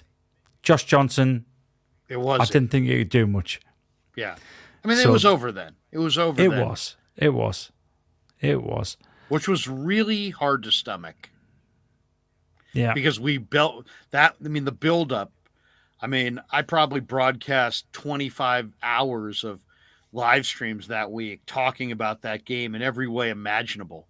And to have it end, on the 49ers' first offensive drive. And the other thing is knowing that was the least enjoyable game I've ever watched in my entire life, because the game was over so early and there was so much football to watch, and yet you knew your team had no chance. And it was just a matter of how would they lose. That was really tough to watch. Really tough to watch. But I'll say this too, and I've said this a couple times this week, but you know what? I like that the 49er players showed up in Arizona and when they were asked honestly about how they felt about the matchup and how they felt about the Eagles, they answered honestly. They didn't sugarcoat it. They didn't hunt for some PC soft landing answer. They just said how they actually felt. And that's what I got from them when I asked these guys questions in the locker room throughout the year. I felt like the entire year I was getting kind of an unfiltered, this is how we honestly feel. And I felt that they didn't hold back. And yet everybody immediately said, sour grapes, sour grapes. It's like, wait a second. If you ask a guy a question and he gives you an answer and it's an honest, forthright answer, applaud that. Don't sit there and criticize a guy for giving you an honest answer. What'd you want? Well, they're, shucks, good luck to the Eagles and say nothing. Both teams are good. No, tell them how you honestly feel. And the Niners told them how they honestly felt. We think we could have exploited this defense. We think Kansas City will be able to exploit this defense. We like Kansas City. Whatever. I have more respect for them the way they handled that than if they had gone to, there was like 4 or 5 Niners that went to Glendale, and they were all interviewed on Radio Row, and they all kind of just spoke it as they saw it. And to me, that was very refreshing. I loved it. Did you view that as sour grapes, or what did you think of? No, I don't. Robbie Gould, Kittle, Ayuk, Debo, they were all like, hey, not that they didn't say they weren't impressed by the Eagles, but that was the inference. No, I don't say that as sour grapes. I mean, it's sportsmen being sportsmen. If you were not a bad loser, then there's something wrong with you. Obviously, you turn out the other team and say congratulations, but you have to have that edge about you to motivate you for the next season. And to be honest, looking at the game, the guys, what they said was absolutely correct. We were the best team without a shadow of a doubt. We were. We had the best roster. The only thing that was missing was the quarterback, and our quarterback got injured within 3 minutes. Without that quarterback being injured, then we'd have won that game. The thing about the quarterback injury, it could have been half a second sooner, half a second later, that tackle, and that injury would not have happened. It'd have been a completely different player. People can argue that the 4th and 3rd, that was the defining point of the game. But again, I mean, there's 2 things there that could have changed the game completely. Everything that Ayuk and both Deebo Samuel said, I agree with 100%. We were the best team. We were better than the Chiefs. We could have won that Super Bowl. It was our Super Bowl to lose. I honestly believe that. What's the need? What's the big need in the offseason? Offensive tackle, defensive tackle, defensive end, defensive back, safety, corner. If I say to you, what do the Niners need? That's a really good question. What do you need? You look at our free agents, and defensively, there's a lot of players up for free agency. That's the core of our defense. I trust John Lynch. I think what John Lynch does is he drafts 1 year in advance of what he needs. So the likes of Khalil Davis, he's going to come in. He's going to be a big player for us next season. I know he was redshirted this season, but I think he'll be a big player next season. Kinlaw, I do not expect to have the 5th-year option extended. No. His injury history just it doesn't warrant a 5th-year option. So I think a lot of 49er fans, this is not my opinion, a lot of 49er fans are going to look and say, right tackle, we need to replace Mike McGlinchey. A lot of people don't understand that we're a running team. Mike McGlinchey is the third best running offensive tackle in the league. He's very good run blocker. He is, but he's really terrible at pass blocking, and that's what people concentrate on, and they kind of forget the fact that we're a running team. Yeah. Well, and I think he's going to price himself out. I think he will. Their guaranteed, of their budget. Yeah, so guaranteed. I kind of think he's a little bit underrated, but I understand the people that feel like they have video evidence that he's not, that he's overrated. But I kind of see. I just think overall, people don't. I think all Niner fans, what do they watch? The Niners. What don't they watch? Probably other teams, and other teams had a worse offensive line than the 49ers had this year. It's just the weakness of the Niners is, as far as on that line, was right tackle, and to a lesser extent right guard. And now they need to figure out what they're going to do on the right side of their line. How much do you get into the off season? I know we talked a lot this year about how the fans are loving NFL football abroad. We saw it on Super Bowl Sunday. People were doing the chop in Munich, and there was watch parties in London, and the NFL's become a significant entity on the global stage. There's also rumors the Niners may actually play in London next year, which would be really, I'm sure, quite exciting for you. But where is the international audience when it comes to the off season? Are you guys fans of the games and only the games, or are you fans of the off season? If I told you I did somewhere in the region of 1,000 mock drafts on PFF, would that answer your question? So you like the PFF mock, not the Pro Football Network mock? I like the PFF draft. Okay. But I think it's unrealistic. I don't think they rate the players like I would rate them. I'll give you for an instance. Mike Wilson, Stanford wide receiver. He's currently rated something like 280 in PFF. He looked really good in the Senior Bowl. Yeah. So I would rate him late first round, early second round wide receiver. No, that's way high. I would say he's more like he had a really good. He was having a really good last season before he got injured. Yeah, but he's still a Stanford wide receiver, Pac-12. We'll see I might be biased because I love Stanford.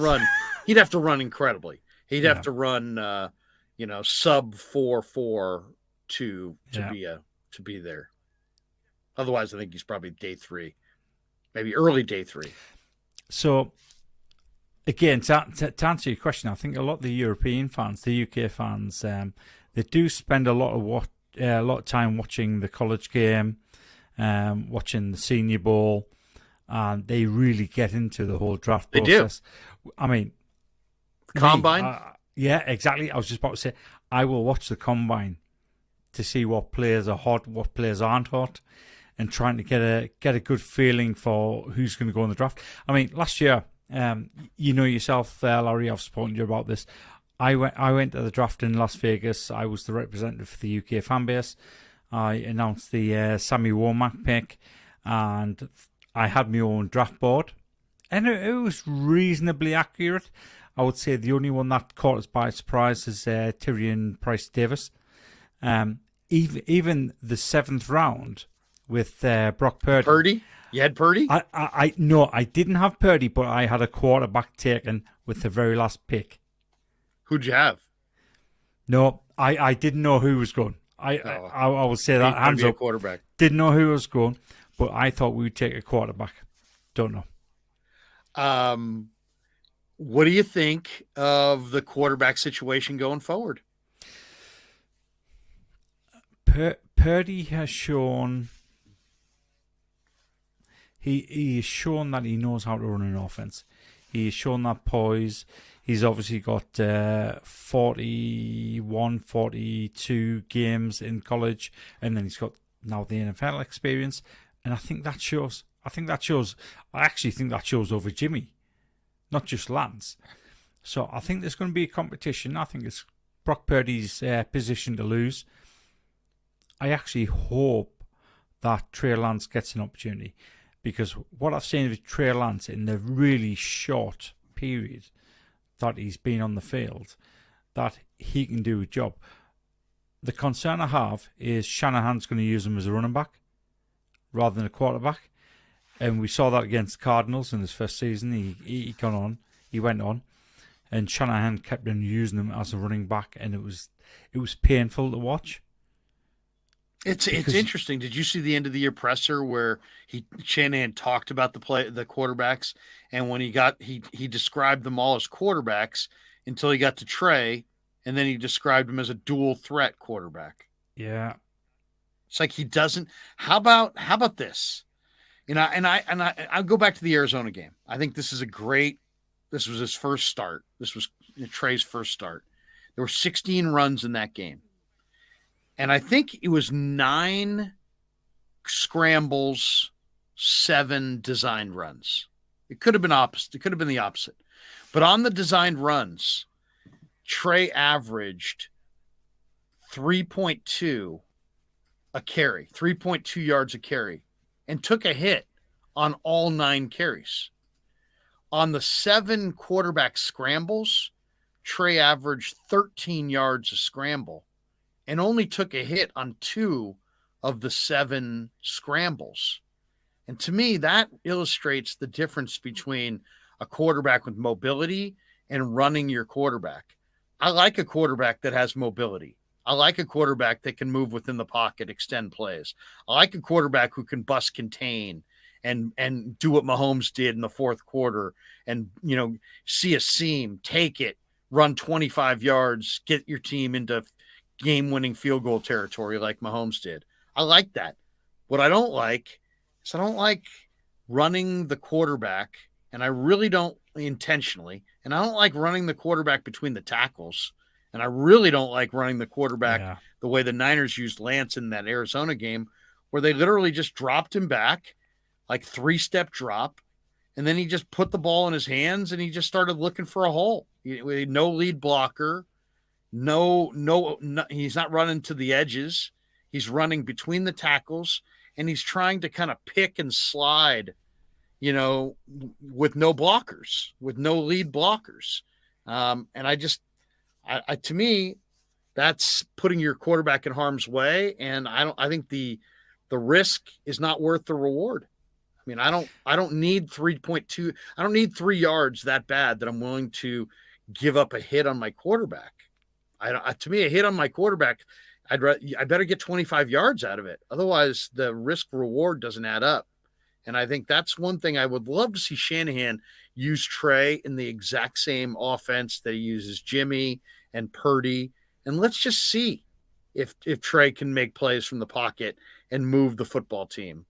But makes me really nervous about his future when Kyle drops him, basically runs him like he's a hammerhead fullback between the tackles. To me, it doesn't make sense, risk reward, and I don't think it's sustainable long term.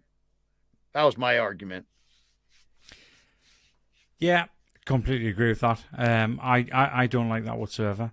I think because Trey has played so little in college, Shanahan needs to let him throw the ball. Let him develop as actually a pocket passer rather than a running quarterback. I think when he uses his legs, he should be like Brock Purdy.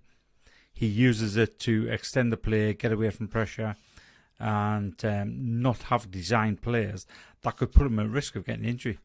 Because when you give up 3 first-round picks, it's crazy. It's crazy to do that, especially with somebody who's so inexperienced. And people will push back and say, well, it really isn't 3. No, it was 3. You traded 2 others to move up, and you traded 3 picks, you got 1. So the net was 2. but the total trade was 3. Actually, it was actually 4 picks because it was 3 1s and a 3, wasn't it? So I don't know. We'll see. We'll see on Trey. I think Trey. I know Trey wants to be good, and I think he'll benefit from having watched Purdy. But we'll see how it all shakes out. It's going to be absolutely incredibly interesting. Do you not think that because of Purdy's success, that's not going to put some added pressure on Trey? I think Trey has, from what I heard, Lee, I mean, I think he's really got the right perspective. I think he understands that Brock played really at a high level and that they're not necessarily on the same footing. That Brock, if Brock were healthy and Trey were healthy and the OTA started today, Brock should be the 1 and Trey should be the 2. And Trey, I think, said it best. He's like, all I really want is an opportunity to compete. Just give me an opportunity to compete for the job. And if I win it, I win it. If I lose it, I lose it. And I think that's the right mindset. Now, I would want a commitment from Trey and Brock that whoever loses the competition doesn't demand a trade, in middle of September, with the trade deadline being in early October, because that could derail or at least become a huge distraction for the 49ers for multiple weeks. And that wouldn't be a good thing. But do you think there's actually a realistic opportunity that the 49ers trade Trey? I mean, a realistic opportunity that they would trade Trey? It doesn't seem like it, because I think there's a cap hit. And as Dave Lombardi just pointed out, they just lost, they just leaned on their first, second, third, and fourth string quarterback. So how do you trade any quarterback at this point? But it's really more about what's the Niners' offensive staff and Kyle's evaluation of Trey in the present and in the future. Because I look at it this way. Trey's an asset. His value will not stay the same. His value will move. His value will either become greater because he plays well, or it will plummet if he plays poorly or continues to be hurt. So, right now we look at Trey as, he has no value. I don't necessarily agree with that. I think he does have value. But if he comes out and plays poorly, I think that value goes down. So I don't know. If you're Kyle Shanahan, how do you feel about Trey operating your offense? How do you feel about Trey's overall accuracy? How do you feel about Trey's overall timing? How do you feel about Trey's ability pre-snap to recognize what he sees? How do you feel about Trey in every aspect of playing quarterback? And are you going to give him the ramp-up period that he needs, which I would say has got to be between 10 and 25 games. That's what other quarterbacks typically get. That's what Josh Allen got in Buffalo. Mahomes, Mahomes watched for a year and then hit the ground running. But I mean, that's what the Niners want, but it doesn't mean it's going to happen that way.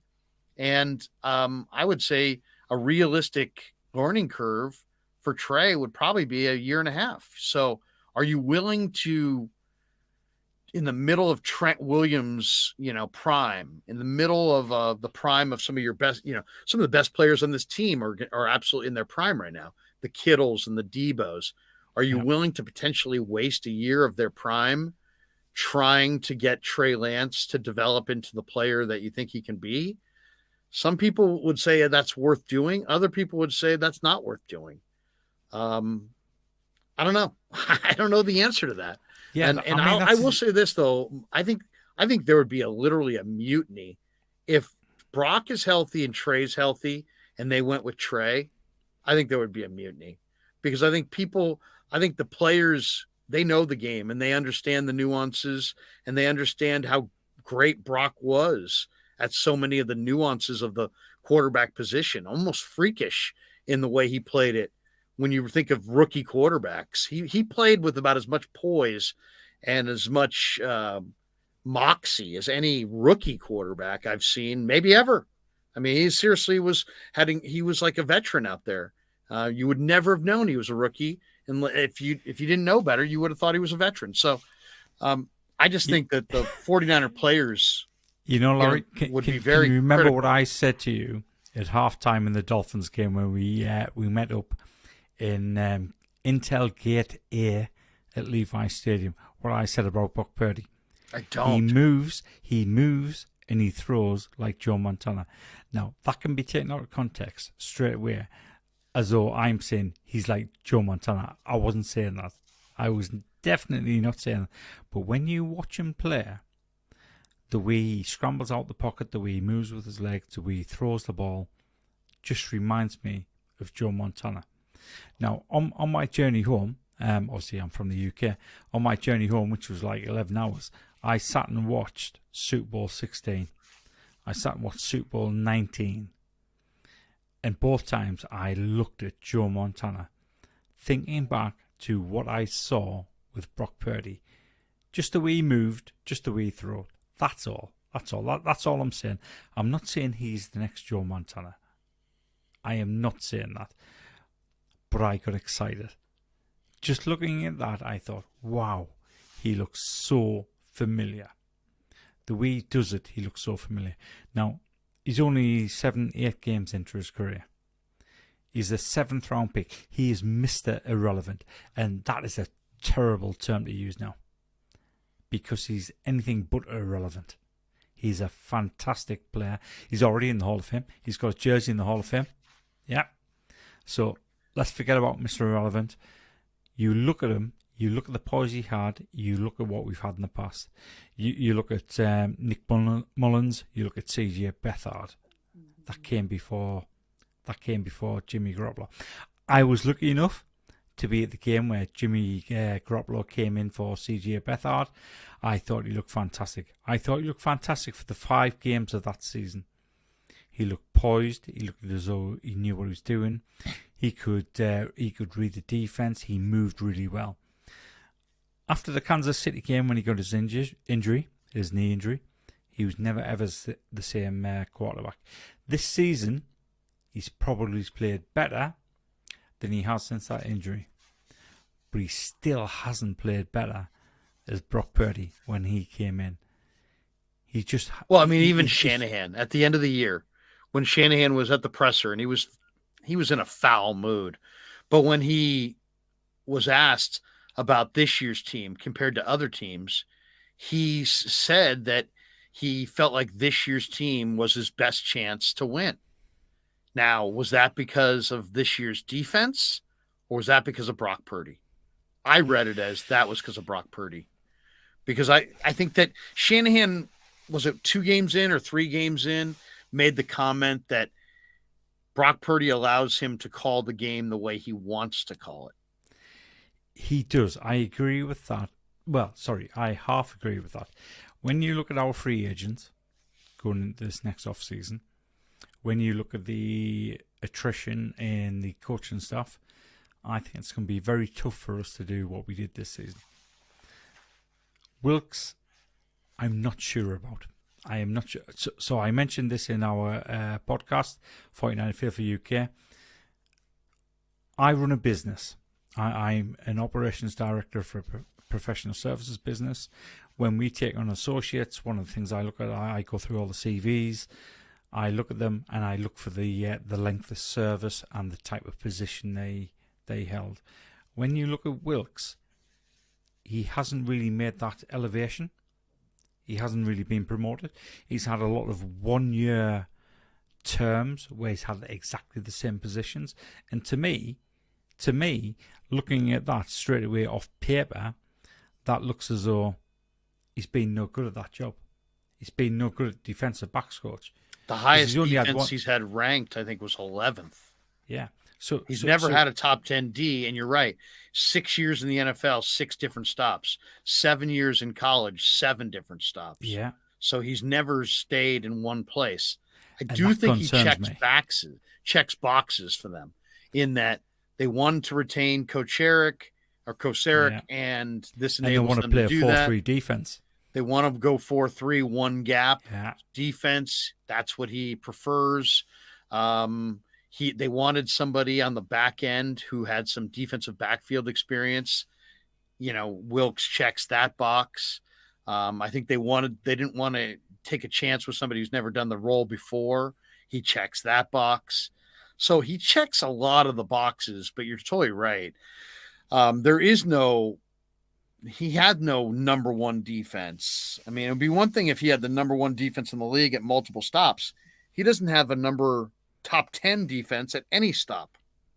Yeah.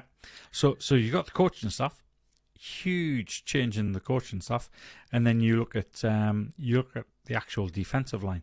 How many players we've got in free agency, and it's absolutely scary. Scary going into the new season. Who we're going to re-sign? Who can we bring in? Because we can't re-sign everyone. You look at the players, and to be honest, they all deserve a payday purely because of that number one rated defense. So how many of those are we going to lose? I mean, personally, the guys that I would try to bring back are Emmanuel Mosley and Jimmy Ward, and some of their secondary defensive ends. I'd like to Ameniyu, Ebukam, Jordan Willis. I'd like to bring some of those backup defensive linemen back, and I'd like to bring back Emmanuel Mosley and Jimmy Ward. I think I'm resigned to the fact that Azeez Al-Shaair is going to jump. I think he'll go to Houston with D'Amico. The Niners have good depth there. They just re-signed Marcelino McCrary-Ball. I think he can step in. Also, the nickel corner in this defense plays more snaps than the third linebacker. So I think that's a factor. I really love Azeez, and they discovered Azeez, as an undrafted free agent. But I think his price tag's going to price him out of their budget. And I think McGlinchey's going to walk as well. So I don't think the Niners have a ton of needs on offense. I think they need to bolster their offensive line. They probably need a couple guys, definitely one blue chip guy and one depth piece. I think, I like the receiving core. I like the running backs. I mean, if you find a good running back or a receiver in the draft, I'd still take them, but it's not a priority. I think the needs on offense are solely at, who's the third quarterback, who's the second tight end. If they can find a dynamic second tight end, that would be nice, because I really think their tight ends after Kittle are just kind of They need a bolstering of their offensive line. So they have like 3 needs on offense. Some teams have like 9 needs. They have like 3 needs on offense. Now on defense, this is a problem because they really need a difference-making defensive tackle next to Armstead. They missed DJ Jones. They never should have let him go. Heck, they never should have traded DeForest Buckner. So they have to get a replacement for Kinlaw inside. Right. There's no question about that. Did they not get that replacement last draft? Khalil Davis. Maybe. I mean, he's fast, but I don't think they got to have at least 1 2-down defensive tackle who can stuff the run. I mean, the 49ers, I think, were 22nd in the NFL against the inside run. This used to be a strength. You could not run on them in the A gaps when they had DJ Jones. You couldn't run on them when they had, Justin Smith. You couldn't run on them, when they had DeForest Buckner. But this year you could run on them, and that was going to be a problem. I mean, I think the 49ers were going to struggle against Kansas City or Philadelphia to some degree because they can't stop the inside run, especially if you get to like 3rd and short, any kind of like 3rd and 3. I just didn't feel good about them defending the run. So they need a defensive tackle badly, and then I think they could use a cover safety. And they could use a dominant corner, a true long, rangy number 1 type corner. And they need a defensive end. They need a dynamic defensive end who can rush the passer. There's a bunch in the draft, but they got to get one. So, I mean, to me, they've got like 3 needs on offense: quarterback, tight end, offensive line, maybe 4 needs if you want to say 2 offensive linemen. And they've got 4 needs on defense: D tackle, D end, safety, and corner. And they got to have a number 1 corner, number 1 safety. That's interesting because obviously our defense was ranked number 1. Our offense was ranked number 8. But the vast majority of the needs you've got there is defense. Going into free agency, I can understand that because of the number of gaps that we're going to have. I see somebody in the leaving. E-Man is a must sign. What do you think about the difference between E-Man and Diamodola No. Because I think Diamodola No has come on during the season and he's been excellent. And he's obviously going to be cheaper than E-Man. Yeah. I mean, E-Man is a physical, he's a bigger bodied guy and he's physical. And so I think their run defense is better when they have Mosley out there. Mosley's also more dependable. Lenore is smaller, but Lenore also, he'll step up and hit you. And you're right. He definitely improved as the season went on. He was playing his best football towards the end of the year. I want them both. I'd like to have E-Man. The nice thing is Mosley, because of the injury. I mean, the nice thing, but I mean, obviously it's a downside for him that he got hurt. It was not a good thing for the Niners either, but it probably deflates his market a little bit in free agency. So maybe because of the injury, you might be able to get him back. I'm kind of hoping that that's the case. There's some other corners that are interesting. I mean, I went through the free agent market and I looked at who's interesting on every spot. And to me, on defense, the corner play, James Bradbury, David Long, Sean Bunting, Rock Ya-Sin, Emmanuel Mosley, and Rashad Fenton. Those are the corners that I'd have interest in. Fenton's going to be cheap. Bradbury's going to cost a ton. Rock Ya-Sin would probably be my first choice, I think. And then obviously you got Mosley there. Do you think Bradbury is really an option, given what Debo said about him? No, probably not. I mean, players talk and nobody, at the end of the day, I mean, if they're on the same team, they'll kiss and make up. But no, I think Bradbury's probably going to price himself out. Right. Corner wise, right. I think I'd probably try to re-sign Mosley or sign a Rock Ya-Sin. Safety wise, I mean, my thing is I want CJ Gardner-Johnson. I would, right. He left the Saints because, the Saints had the worst cap in the league and Howie Roseman poached him. And now the Eagles have among the worst cap situations in the league and they probably can't afford him either. He's probably going to get paid a lot, but man, I mean, you're talking about a true difference maker, tone setter, hitter, cover guy. It's like, if you're going to pay somebody, that's the guy I want to pay. Why? Because he can he's like Jimmy Ward. He can man any spot in the secondary. He can play outside corner in a pinch. He can play the slot. He can play free safety. He can play in the box. I mean, he hits like a linebacker. He covers like a corner. He's got swagger for days. I mean, to me, Jimmy Ward and CJ Gardner-Johnson are similar players. I'd like to have them both. Those are the two guys I'd go after. I think if there's one thing that I think I learned from watching this Super Bowl is that what you really need to beat Mahomes is you need dynamic playmakers on all three levels of your defense. Like, what's the shortcut to beating Mahomes? There is no shortcut to beating Mahomes. You know what I mean? You're not, if you have a weak secondary, he will pick you apart. If you're slow on the second level, he's going to go underneath and persecute your linebackers to death. I mean, he's just going to absolutely pick on them. And then if you can't rush him and he's got time to throw, you can't beat him there either. So I think you need guys who play fast on defense, guys who play physical, impact guys on all three levels, and guys who hit and guys who can cover.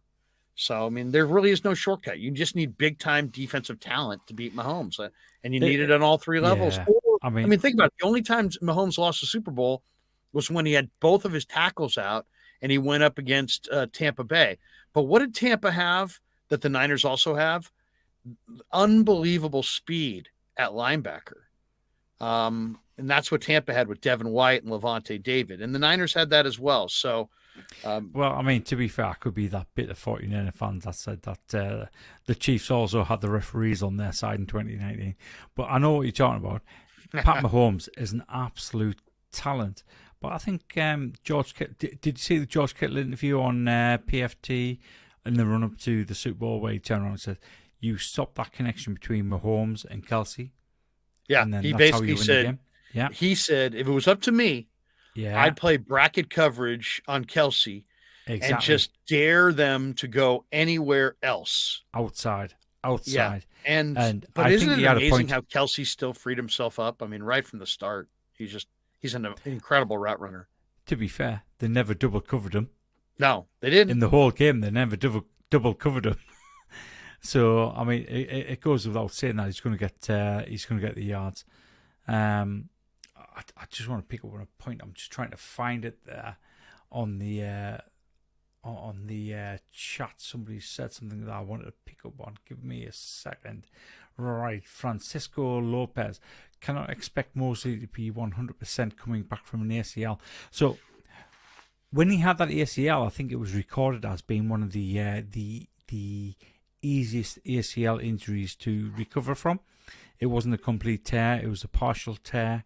He was unlucky to get that, and they actually expected him to be ready somewhere towards the end of the playoff schedule. So I would definitely expect Eman to be ready by off-season without a shadow of a doubt. So I think that will raise his price. To me, he's the key free agent. It's Mosley and Ward. I actually think Ward is even bigger because Mosley's a great player. Ward is a culture player. I mean, Ward is the guy that is he's a key voice in that room. He's a dog.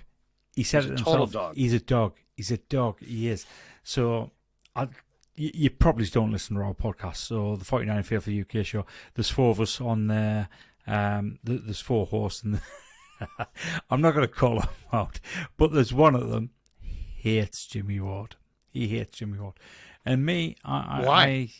I'd love to know why. So he used to play safety.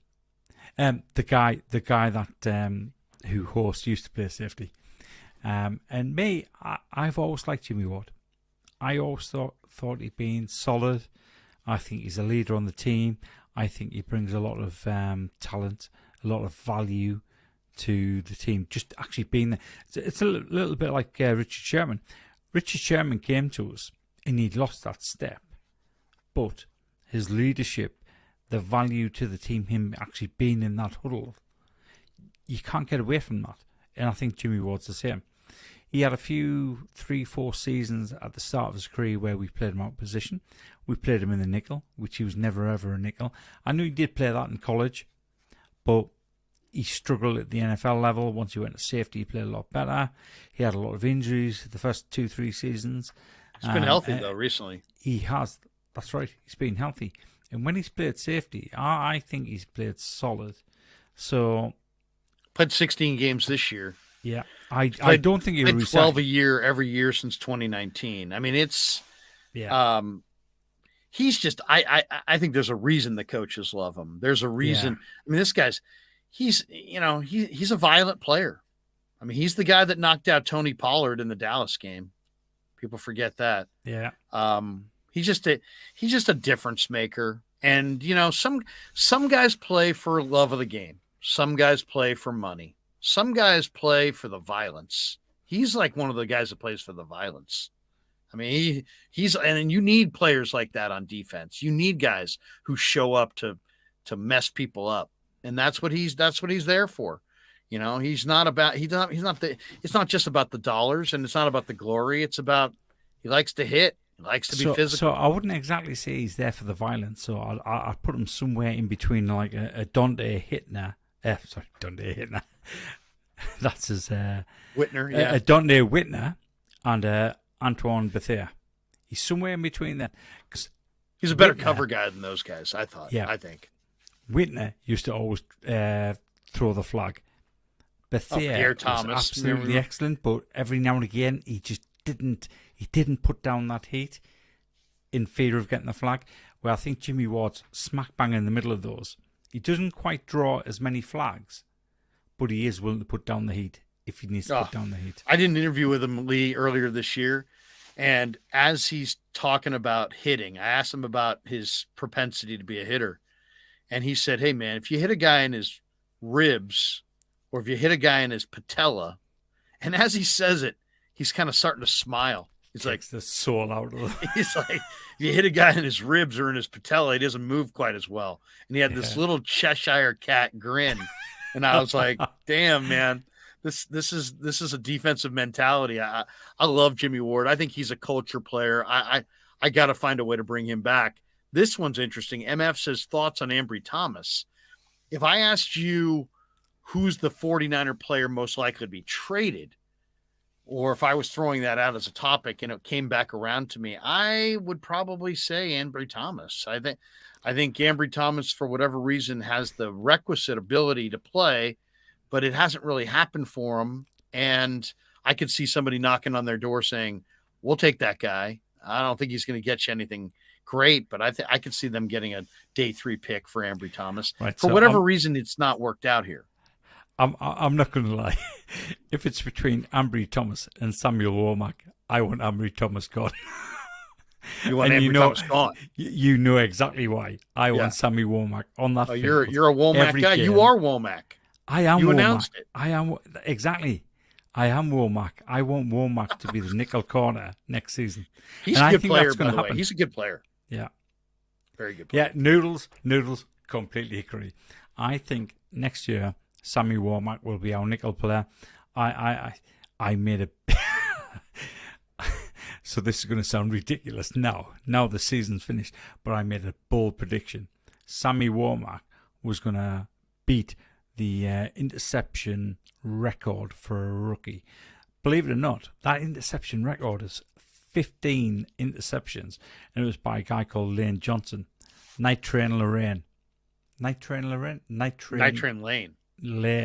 Dick Night Train Lane. Yeah, that's right. LA Rams of all teams back in 1950. Yeah, you got to go watch Dick Night Train Lane. He was he was the guy who tackled guys up here. Yeah, tackled them around the neck. He tried to decapitate them. Yeah, but I think Sammy Womack next season he's going to be on nickel corner. Jimmy Ward's going to be too expensive. He's gone. He's going to be either at the Texans, the Dolphins, or the Jets, because that makes absolute sense to me, because there's 3 head coaches there, all from the 49ers. So he's going to be gone. We're going to have Sammy Womack and nickel, which I am over the moon about. Obviously. Hopefully we'll either have Eman and Mooney Ward as cornerbacks, or potentially even Ambry Thomas and Mooney Ward. I think we'll do a deal for Eman. Obviously, he's coming off an injury, and therefore he's not going to command that higher wage, because people are going to be looking at his injury saying, well, he needs a season. He needs a season before we actually before we pay him. Are you hearing the rumor that the Niners may play in the UK next year? Am I hearing the rumors? I could tell you, but I would have to kill you. Have you been given special information I haven't. That says the Niners haven't. will be in the UK? But they play Jacksonville, right? That's right. There's a comment made, so that's who I'm expecting. I'm expecting Jacksonville Jaguars. I thought the Jags always played week 4 at Wembley, but apparently they always play the last game of the National Series. So that'd be the back end of October at Wembley. But to be honest, between Wembley and the Tottenham Stadium, Wembley's much better. It's easier to get to, much better stadium, much better atmosphere around there. So I am quietly confident the 49ers are going to be playing in London. The reason for that, obviously, the 49ers got the UK marketing rights at the end of last year. I think it was actually December 21 it was announced. But it didn't take effect until New Year's Day. So all of 22, they've had the marketing rights. Obviously, they've been over the Leeds. They've been over the Leeds twice. They've tried to take advantage of the marketing rights there. It makes sense for them to come over and play the Jags, because they're not giving up a home game. So they're not going to piss off the home crowd by saying, "Oh, you're going to lose a game." So they can come for an away game, a road game, and do that this year. And then next year, because they intend to have the Super Bowl in 2, 3, 4 years' time, they can then come back and have a home game, which then the home fans do need to give a season ticket for that. So they get one game, which is effectively free of charge, and then they get a home game, which they need to give up and disappoint their fans. But then they can maximise on the marketing rights in the UK. What does it cost to go to an NFL game in the UK? What do they charge? Because they're not there. Well, actually, they're not there very often. So is it a more expensive ticket than the ticket at Levi's, or is it the same? Are we talking about game day ticket, or are we talking about the whole event, going down there, travel, hotel? No, I'm just talking about the actual ticket itself. The game day actual ticket. ticket isn't too bad. So, I mean, you get the cheapest ticket for about, I think it's £54, which What's the is conversion? It's like about, what, $70? 54 pounds is roughly $70. I think so. Okay, so that's actually around about. that's quite reasonable. cheap. Yeah, that's quite cheap. Yeah. But that's the cheapest ticket, and then obviously they go up in price. So I think it's reasonable for 49er fans from California to come over and get a ticket for that game. But then obviously they've got the travel cost, they've got the hotel cost. As a UK fan, we've also got the travel cost. We've also got the hotel cost. So for a weekend down there with the with the £54 plus hotel, because you normally go down there for 2 nights, not 1 night, and then the travel as well, you're probably looking at somewhere between $700 and $800 worth of expense just for 1 weekend. And what they used to do. Oh, go ahead. What they used to do with the NFL National Series game, they used to have a whole weekend where they'd do the Saturday, they'd do like a fan rally, they'd have all the players come up on stage, give speeches, do talks, question and answer, Q&A. They'd have the cheerleaders on there. They'd have stuff for the kids on there as well. But now they don't do that. They've completely knocked all that on the head. So it's basically you turn up for the game. And that's it. But it still costs you the same as if you come down for all the other stuff beforehand. So it used to cost you like £700-800 to take a family down there for the whole weekend so the kids can enjoy it. But it still costs you £700-800 to go down there, and all you get is the game. Not only do you get is the game, but the tailgating in the UK is different. So the tailgating, you get in free, but everything is an expense. So you'd be talking like £8-9 a pint. You'd be talking something ridiculous like £10 for a hot dog, which, if you look at dollars, just like add on a third. So it all becomes. Do you guys really do do you do watch parties and leads for every game, or just for certain games? No, it's only for certain games. And this season we've had a watch party. We should have had a watch party for the Bears game, the opening game of the season, but obviously the Queen died. So that was cancelled, but we went ahead as the 49er Faithful UK, and we had that. My logic behind that was I thought it was a really good opportunity for the fan base to actually pay their respect. So everybody gathered in one place, everybody had that moment of silence, and we could show the respect. But the 49ers were very nervous about that. They thought it would be disrespectful, which I can understand. So we took over that. The Falcons game was an official 49ers watch party. It's also a loss. That was a tough game. It was. It was a tough game to watch. I mean, so Leeds, we lost against the Bears. We were in Leeds. We lost against the Falcons. We were in Leeds. And then the 49ers had a watch party for the NFC Championship game. We lost against the Eagles. 0 for 3 on the watch parties. Yeah. So we've got a lot of fans. Well, we've got a lot of fans that are all saying, that's it.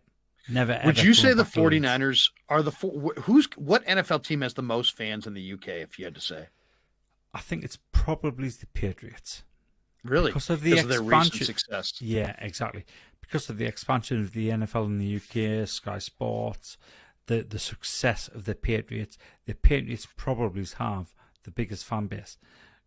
Closely followed by the Jacksonville Jaguars, because of all the promotion about Wembley, the fact that they've had a contract with Wembley Stadium for the last 10 years to go and play there. They've played the most number of games That's there right. too. Yeah. So then outside of that, you're looking at some of the more popular teams, which the 49ers are. The 49ers are one of the popular teams between like really old people like myself. So anybody who's like 40 or older, there's a few teams they'll follow. They'll follow the 49ers, the Dolphins, the Steelers, the Raiders. Hey, we'll let you go because I know it's 4 p.m. on the West Coast means it's midnight in London, right? It's almost midnight. It is Just midnight in London. strike On a midnight. Valentine's Day. I've left That's my right. wife downstairs. You better get down there, man.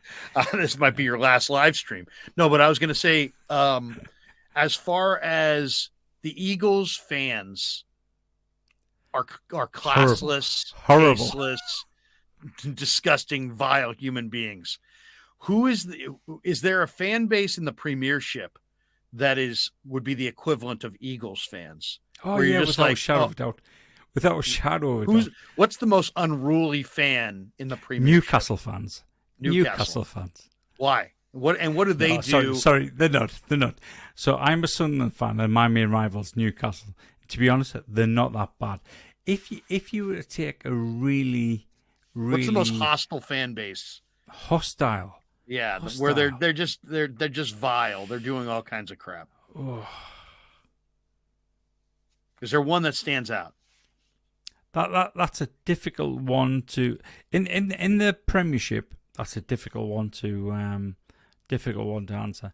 I can definitely tell you who I think is the most hostile fans in the whole hierarchy of the football league, and that would be Millwall fans. Millwall. So that is East London. And what distinguishes them? They are absolutely animals. They look for trouble everywhere they go. They're just fighting. They're incorrigible. I tell you what, honestly, I tell you what, this is funny. I can't name any names, but I was talking with somebody from the 49ers, and we were talking about the Eagles fans and who they relate to. And I've got to say, so in the Premier League, they're in the Premier League, I thought they related to the Leeds United fans. Really? Which was unfortunate, considering the 49ers own 44% of Leeds United. Yeah, seriously. What is will you be, you coming out this year for Kansas City? You going to be in Kansas City for the draft? Or is it No, it's in Kansas Detroit. City, yeah. No, it's in Detroit. It's in Detroit? It was in Kansas City last year, right? No, it's in Vegas. Last year in Vegas. I thought it was, it's in Detroit? I thought it was Kansas City. I'm sure it's Detroit. I'll have to look up now. You've got us thinking, but I am absolutely convinced it's Detroit. I got to look that up. West Ham fans, Millwall fans, the worst. No. Who's that? Carlos Guido. No, to be honest, Leeds United fans, my experience after the Bears game and the Falcons game when we were in Leeds. It's Kansas City. Leeds United. It's Kansas City, really? Yeah, it's April 27th, 28th, and 29th in Kansas City, Missouri. Of course, this last year it was held in Vegas. So, yeah, Kansas City. Oh, that's interesting. Get some barbecue. That's interesting. They're big on their barbecue in KC. Well, I may or may not be invited out to that. If I do go to that, I'll be over the moon. It's Kansas and not Detroit. Do you have the footage of you announcing the Womack pick? I don't. I wish I did have the footage. Sorry, I do have some footage, but it's not very good quality. I'm sure the Niners could get that for you. You know what? That's on YouTube, by the way. I know. I've seen it on YouTube, but YouTube. Again, it's not particularly good footage. I think it's 720p. I keep on meaning to reach out to the 49ers and say, look, have you got the high definition version or like a 4K version of that? Because obviously, I mean, that was a once-in-a-lifetime experience. I'll never, ever forget that. So it would be good to have that. Lee, good stuff, man. I'm going to let you get on with your night. Happy Valentine's Day. Happy Niner off-season discussion. Thank Cheers, you Larry. for jumping in here, Loving man. the flag at the back there. Yeah, thank you. By the way, for those of you looking over my head to the killer flag, the UK flag, that was given to me by this man, Lee Galland, at the Niner Dolphin game, and Rise got one too. And we both are hanging our flags here. It's a good looking flag, man. Do you have it there in the background at all, or no? I have one in the background somewhere. You got some pints going up there. I see some beer up there. So that's Anchor Steam. Yeah. Sick. I mean, you know where Anchor Steam's made? Of course I do. I've been to the brewery. That's why I've got the San Anchor Steam. Francisco. I Yeah, mean, there you go. San Francisco. Back in 2015, we went to the Anchor Steam brewery. It's really we underrated. We did the whole brewery tour, and both me and my travelling companion, we were both runners. So we went to the Anchor Steam brewery on the last day we were in San Francisco, and we decided to do the tasting afterwards. If you've ever been to Anchor Steam brewery, so you go into the bar and they give you basically like a half a pint of every drink that's there. Right. So we must have had about 12, 13, 14 pints, and then on the bus on the way back to Fisherman's Wharf, which is where we were staying, we decided that there was one thing we hadn't done that trip that we wanted to do, and that was to jog over the Golden Gate Bridge. So we had like 13, 14 half pints, so let's say 7 pints, and we decided to run over that Golden Gate Bridge. Worst decision ever. Why? Because it was windy, and would you guys get sick? No, it was the amount of alcohol we drank before we ran. It's like isn't it like a mile and a half across that bridge? It's pretty far. 1.7 mile. Yeah, and the guy that I go out with, he's 6'4" and he's scared of heights. So he had to run on the inside next to the traffic, and he was absolutely panicking all the way across there. And he was drunk, like me. Well, Lee, let me just say this. It was a total pleasure this year covering the 49ers for Talk Sport and being, helping the coverage of Sky Sports and working with Gridiron for a time and helping some of the writers get some of the stories they wanted late in the year and just kind of, covering the 49ers for that UK audience. Ryan and I hope that you guys, hopefully you picked up some great traction. I think the 49ers are quickly becoming kind of the team in London. And I know I enjoyed, covering the 49ers for the good Niner fans in the UK. And hopefully we'll do it again next year. And if the Niners are out in the UK, hopefully we'll be out there. And if so, we will have to tilt a few back, as they say. Oh, we definitely will have to. You will have to do fireball shots with us. It's not pleasant, but you'd have to do them. Stephen Carmichael says Jimmy Ward can go. He got burned in the Super Bowl. Oh wow! Yeah, completely agree. He did. People, it's funny. You get burned in the Super Bowl. Nobody will ever forget it. You know what I mean? It's as simple as that. Lee, great stuff, man. Good to see you. And anytime I'm going live and you're out there watching, jump in when we put the video chat, because I would love to chop it up with you and let's do this a few times throughout the off season. Yeah, will do, Larry. Give my best regards to Ryan, who is the tallest human being I have ever met. That's right. He must be 10'8". Good to see you, Lee. Catch you later, Laurie.